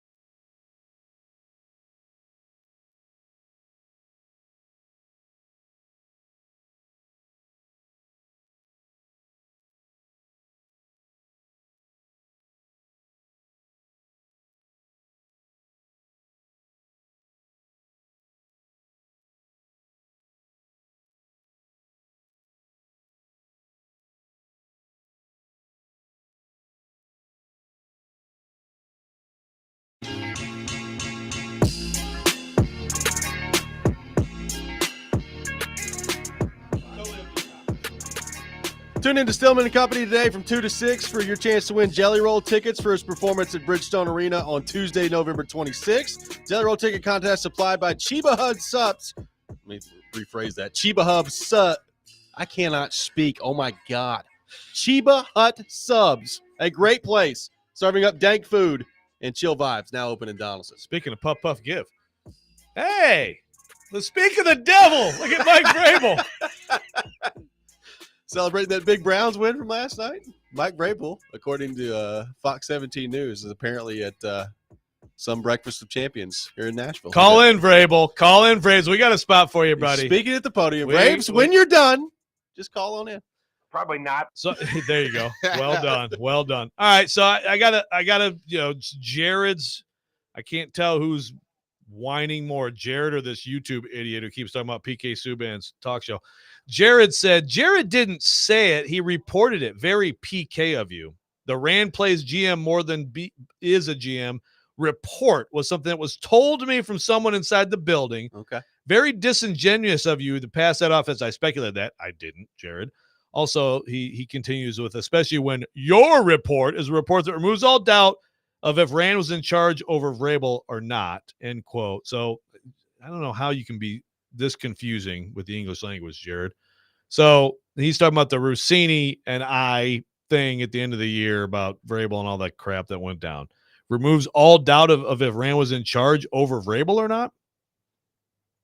He's talking help me make sense. He's talking of about the report at the end. Like, if you thought last year that Mike Vrabel had, all-seeing, all-knowing power in the organization and he was totally in charge, your Rossini report talked about how he wanted total control, and Amy said no. I think is what he's referring to. Yeah. Okay. So let's break that down. Yeah, Vrabel asked for like the Belichick deal and was turned down. But the point of the Rand thing last year, we were just talking about this during the break. Look, I don't consider this Rand's first year. I think that's overdoing it for sure. It is the first year of this particular setup. I have no doubt that if you're a rookie GM, first of all, that when Mike Vrabel is anywhere, Mike Vrabel is going to be a very strong personality. Also, that if you're a rookie GM coming in and Vrabel's had the success he's had, that you're probably going to defer to him more than you are probably doing now. Again, you do want a collaboration as much as we make fun of that word, right? But yeah, Mike Vrabel, just because he didn't have total control and wasn't also the coach and GM doesn't mean that Mike Vrabel didn't have a very strong voice on everything. Sure.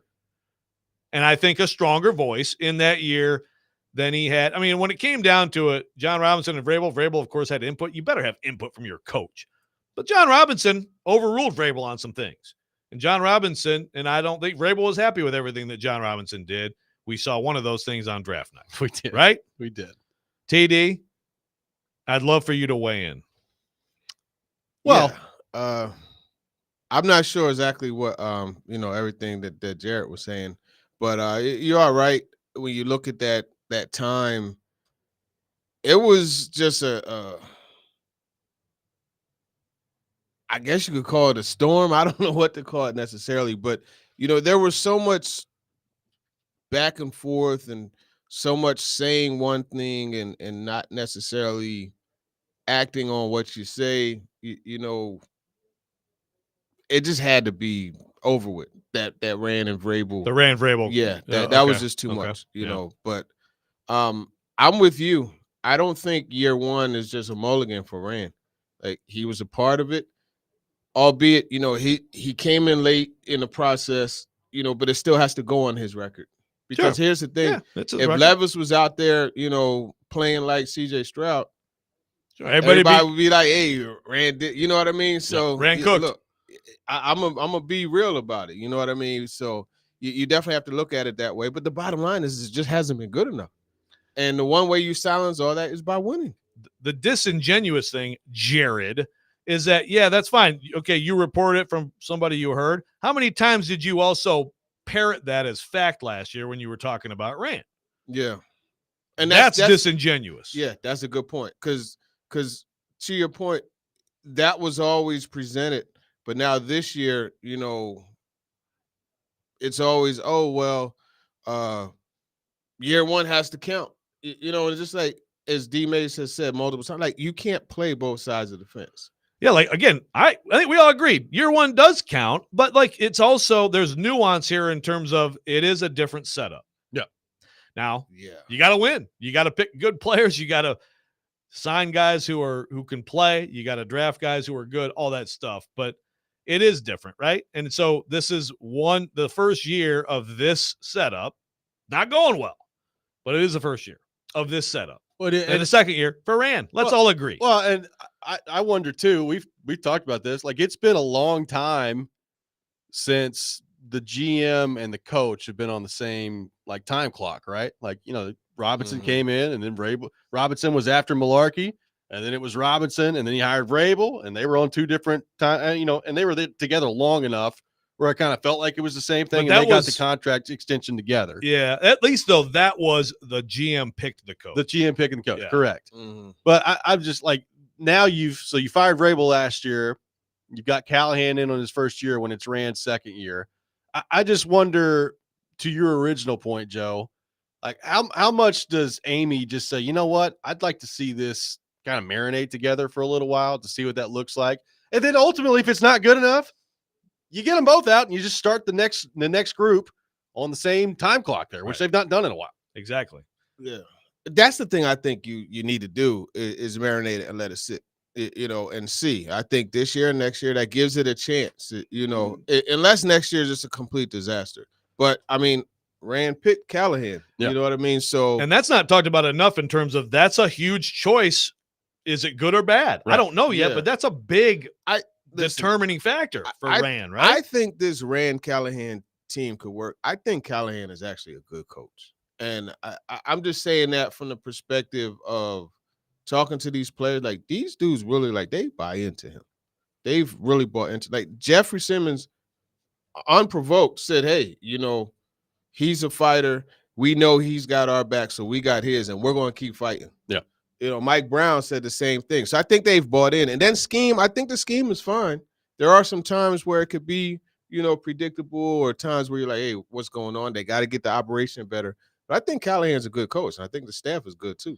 So, and that's like the Callahan on his own firing this year to me is wild. No, I mean, that's just wild. Yeah, it's moronic. But that's why, that's why it's like this should be the same timeline. Okay, if it's just terrible through next year, then it's the NFL, and so then you start over with everybody, right? Yeah. And that's to me makes the most sense. Yep. 615-737-1025 is our phone number. Pigskin Pick'em is coming up next. Rough week for Rexrode and I last week. Big week for the Keezer. Big week. Look at this guy. Look at him in there, just rolling it in. Big weekend of football coming up. We'll get to Tennessee and UTEP, Vanderbilt, LSU, Titans, and Texans, and a whole lot more. Robby and Rexrode, 102.5, 106.3 The Game.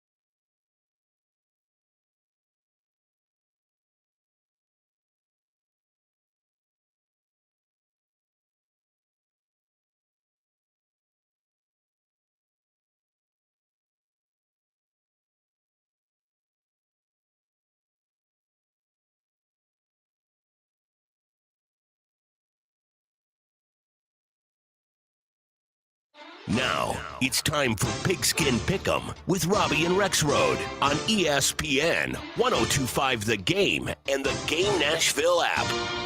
It is that time of the week, time for Pigskin Pick'em here on the program. Tennessee and UTEP this weekend. Vanderbilt taking on LSU. The Titans making the trip down to Houston to take on the Houston Texans. Joe Rexrode, a standings update in the competition.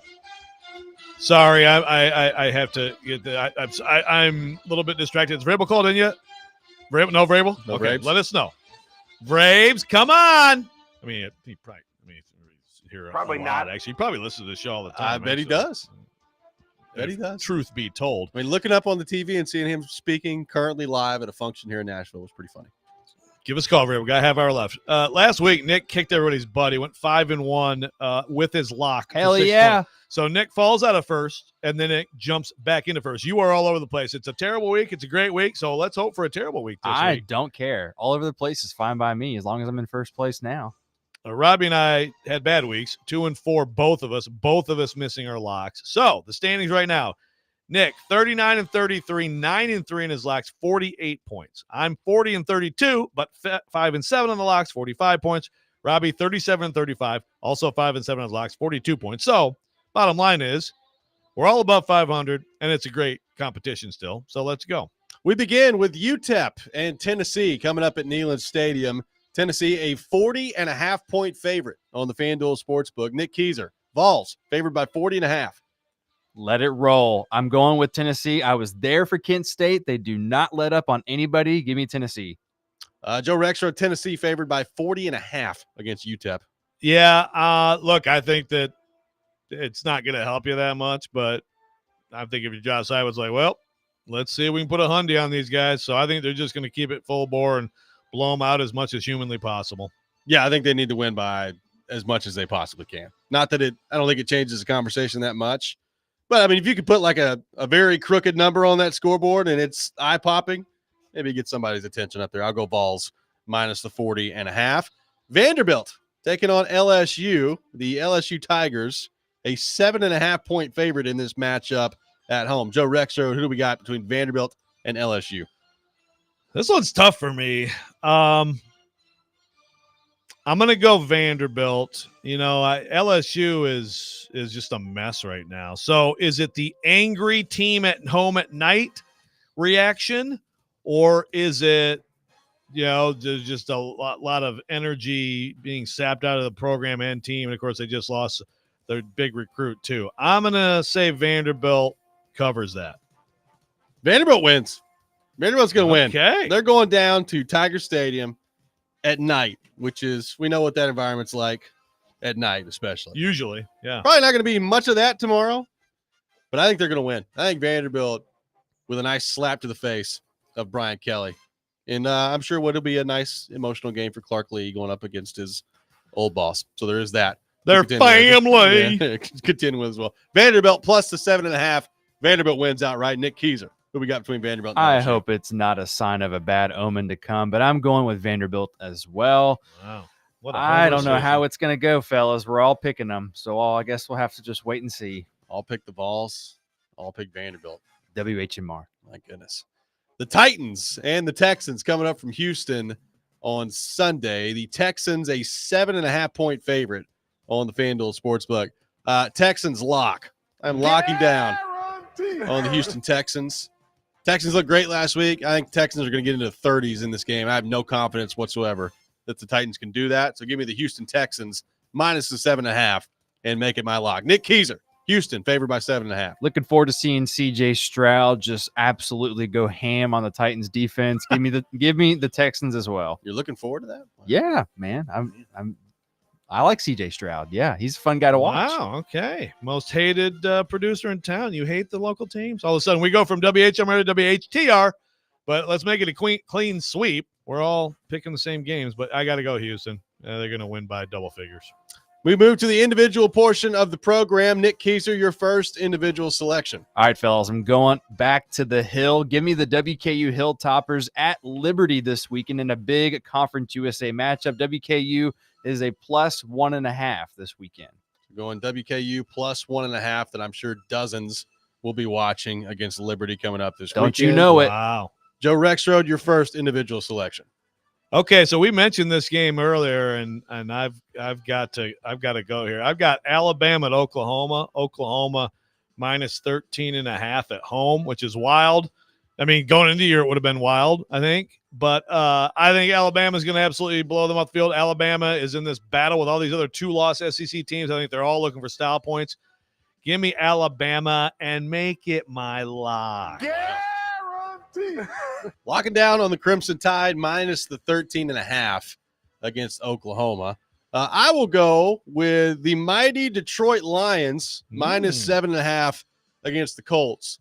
Apparently, the Lions are just going to find a way to get into the 40s at least every game. So they're going to do that again this weekend, and they will take down the Indianapolis Colts. Team that will not yield. While Joe Rexrode witnesses it all. Lions minus 7.5 against the Colts. Joe Rexrode, your second individual selection. Okay, I'm going to stick with college, and I'm going to stick with another team that, although really the ACC is kind of looking like, it's a one bid lead, so you just have to win. But I still think Miami is going to be looking for style points too. It's Wake Forest at Miami. Miami's minus 24. I think Miami is going to put a big number on the Demon Deacons. Give me Miami. So going Miami minus 24 against Wake Forest. Nick Keyser, your second individual selection. Curious to see if anybody else goes to this game as well, but give me Ohio State minus the 10.5 versus Indiana this weekend. I also had that. So I will also take my Ohio State minus 10.5 against Indiana.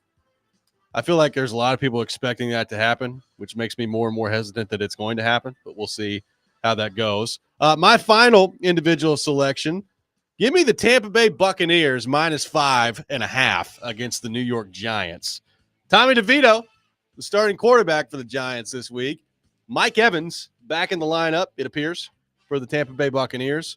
And I think that's going to make a big difference. Give me Tampa Bay minus 5.5 against the New York Giants. Joe Rexrode, your final individual selection. Well, I'm going to go a team that I have not believed in at all, and I'm coming around, man. Give me the Broncos at the Raiders. The Raiders are plus 6 at home. I will take the Broncos minus that 6. I think they're going to handle the Raiders as the Bo Nix Rookie of the Year push continues. Did not expect to be saying that going into the season. Man, Sean Payton. Just ask him. Maybe he's a super He's genius. pretty good. He's a super genius. Broncos minus 6 against the Raiders. Nick Keyser, your final individual selection.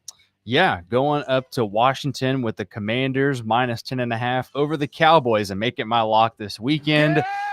Hopefully, more metal sheets do not rain from the sky, but it's not down in Dallas, so we'll see how it all happens. Say only it's in Dallas. I know, yeah, but still, Although just that field, never know.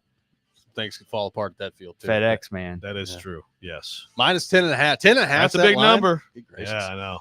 Commanders minus 10.5 against the Cowboys. Go Cowboys, I guess. Sunday. You need to drag Nick back down. Man, they're pretty bad. They are bad. They're very bad. I'm interested. I'll be honest with you. I saw it yesterday, and my thought was, oh yeah, they're playing. Alabama, Oklahoma is very interesting to me. It's a pretty incredible how bad Oklahoma's been offensively this year. Yeah, I think this might be like Alabama, Wisconsin, 42-10 type game.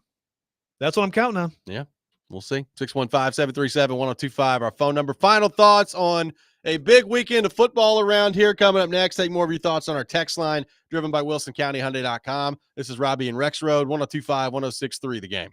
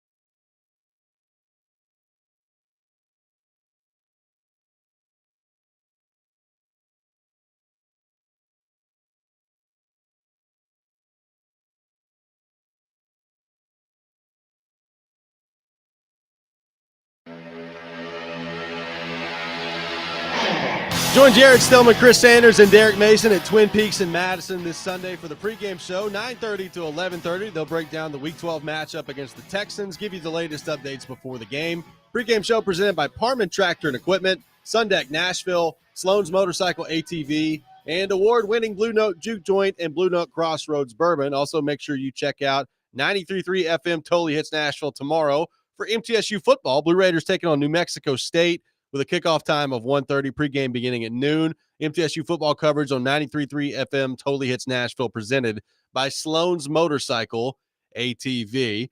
Interesting week of sports around here, Joe, coming up this weekend. You have the Vols and UTEP, and while the game itself not very interesting, the implications around them in the college football playoff, be that Ole Miss Florida, be that Notre Dame Army, be that certainly Indiana, Ohio State. A lot of things to keep an eye on there if you're a Vols fan this weekend. Vanderbilt and LSU, and I'll say this, like you brought up the Bryce Underwood story earlier. LSU loses top recruit in the country, goes to Michigan. You factor that in with a disappointing season on the field. Things not going very well for Brian Kelly right now. So an opportunity for Vanderbilt there, number one, to get their 7th win, and number two, to put some real heat on Brian Kelly if they're able to do that. You got the Titans taking on the Texans, and a Houston team that looked great last week against Dallas. And oh, by the way, the Preds are 6-11-3 and are taking on the 16-3 Winnipeg Jets tomorrow at Bridgestone Arena as well. Yeah, that's a lot. There's a lot going on. Yeah, if Brian Kelly loses at home to Vanderbilt, again, everybody's always going, oh, the Vanderbilt. It's a good Vanderbilt team, but still loses at home to Vanderbilt, and in a span of 3 days, loses Bryce Underwood. The main argument for be patient with Brian Kelly is he's got Bryce Underwood coming in. Yeah. So loses him and then loses to Vanderbilt home at night. I can't imagine what that fan base is going to be like. I don't know that it, again, I don't even know the buyout number. Well, there's a lot of, let's hold off on paying that buyout going around in college football right now, especially with the revenue sharing next year. But still, he would certainly be as hot a seat as there is going into next year. Meanwhile, Billy Napier's cool as a cucumber. Good, how about that? Yeah. Your chances that Florida can take down Ole Miss this weekend, and which would obviously greatly help Tennessee getting into the college football playoff. Yeah, Gentry S has just texted me and said, this is the game, that Ole Miss would lose. And I agree. Now, again, though, the Georgia coming in, like every time Lane Kiffin says grab some popcorn when he play Alabama, then he'd choke on the popcorn and lose by 40. So the fact that they showed up the way they did against Georgia makes me wonder: is this a new Ole Miss? Yeah. Look, they had the loss at home to Kentucky, and that's a bad loss, and they just got beat up front badly in that game. And what the heck was their other loss? I think did they lose that LSU as well? That's right. They had the loss to LSU, which was just a wild. It's just a game where they were kind of in control and they let it get away at the end. But you look at that Georgia win and what they have with their pass rush, and what they have with Jackson Dart and that offense, those receivers, they're really good. That said, yeah, like Florida's playing well. Florida's playing well, and they got some momentum. And all the stuff about Billy Napier is over. Like he's back next year, and you can kind of see a little light at the end of the tunnel. So I think they can play free, and I think that's going to be a pretty good football game. Interested to see if Will Levis can do it for the 3rd week in a row on Sunday against Houston, where he looks pretty good. Now, I think there are some matchup advantages, particularly if everybody's healthy for Houston, that they're going to have defensively in that game. That just quite frankly it's going to be tough for the Titans to overcome. Now, Danico Autry has been on the injury report all week, and he's not practiced yet. I still think, it's probably a pretty big game to him. We'll see if he's able to get out there or not. Will Anderson has been a limited participant all week, so he's got a chance to play on Sunday. So if they've got their full complement of Anderson, Danico Autry, and then Daniil Hunter, that's going to be a big problem for the Titans on Sunday. But I'm interested to see if Levis can find ways to overcome that and continue to build on what has been 2 pretty good performances from him back to back. I'd like to see Will Levis in this current form, play against a not great defense. Yeah. Play against a defense that doesn't have a clear advantage. And that's the thing, especially last week, but even Chargers a pretty good defensive team. So at some point he gets to see Jacksonville, right? Or who it's twice in December. Jacksonville they gave up 9 to the Vikings or whatever, or 12, and then they gave up 52 to the Lions. But yeah, there's going to be easier days ahead when the Texans have all their pass rushers and they're in their building. The ball's got to be out fast. You got to run the ball. You have to run the ball. Yeah. To have any chance in this game. But yeah, if he can play around the same level with this matchup, I think that speaks well of him. I would assume even if they lose to the Texans this weekend, we've talked about the don't lose in Houston part of this before with the ownership group or with Amy Adams Strunk. I don't think anybody's getting fired on Monday. I think we're past that point. I don't think anybody's getting fired at this point. It'll be at the end of the regular season. Yeah. I mean, let's be. I mean, the reality of these two teams right now is that one is just way better. Way better. It's when they're equal or you're supposed to be better, and then you need to have the head on a swivel after Big L. By the way, speaking of L's, this Mickey Masters there's a second episode of that. Oh, good. He's still screaming. And Alex Doherty on the YouTube chat said, Mickey, they have medicine for schizophrenia these days. So, if this is not Big Joe trolling us, then Mickey, I'd like you to never, ever, ever text in the YouTube chat again. 1 week Promise? stink, and this guy sucks, and then I suck. Yes. And Vrabel, if you're listening, you missed your chance to call in today. But if you're still hanging around on Monday, give us a call. We want to talk about Jameis and how awesome he is. Yeah. Call in Mondays when we talk about how awesome with all Jameis the is. boring stuff. Yeah. Talk about Jameis. Looking up on Fox 17 this morning and seeing Mike Vrabel addressing some sort of event here in Nashville was very fun to see. I'm sure he's here a lot, but he's still big. Not basking in the glow of the big Browns win. I hope they weren't doing anything weird with their hands. 615-737-1025. We'll have you covered all day long here on 102.5, 106.3 The Game. Jason Big Joe up next. This has been Robby and Rexrode. We'll see you guys on Monday.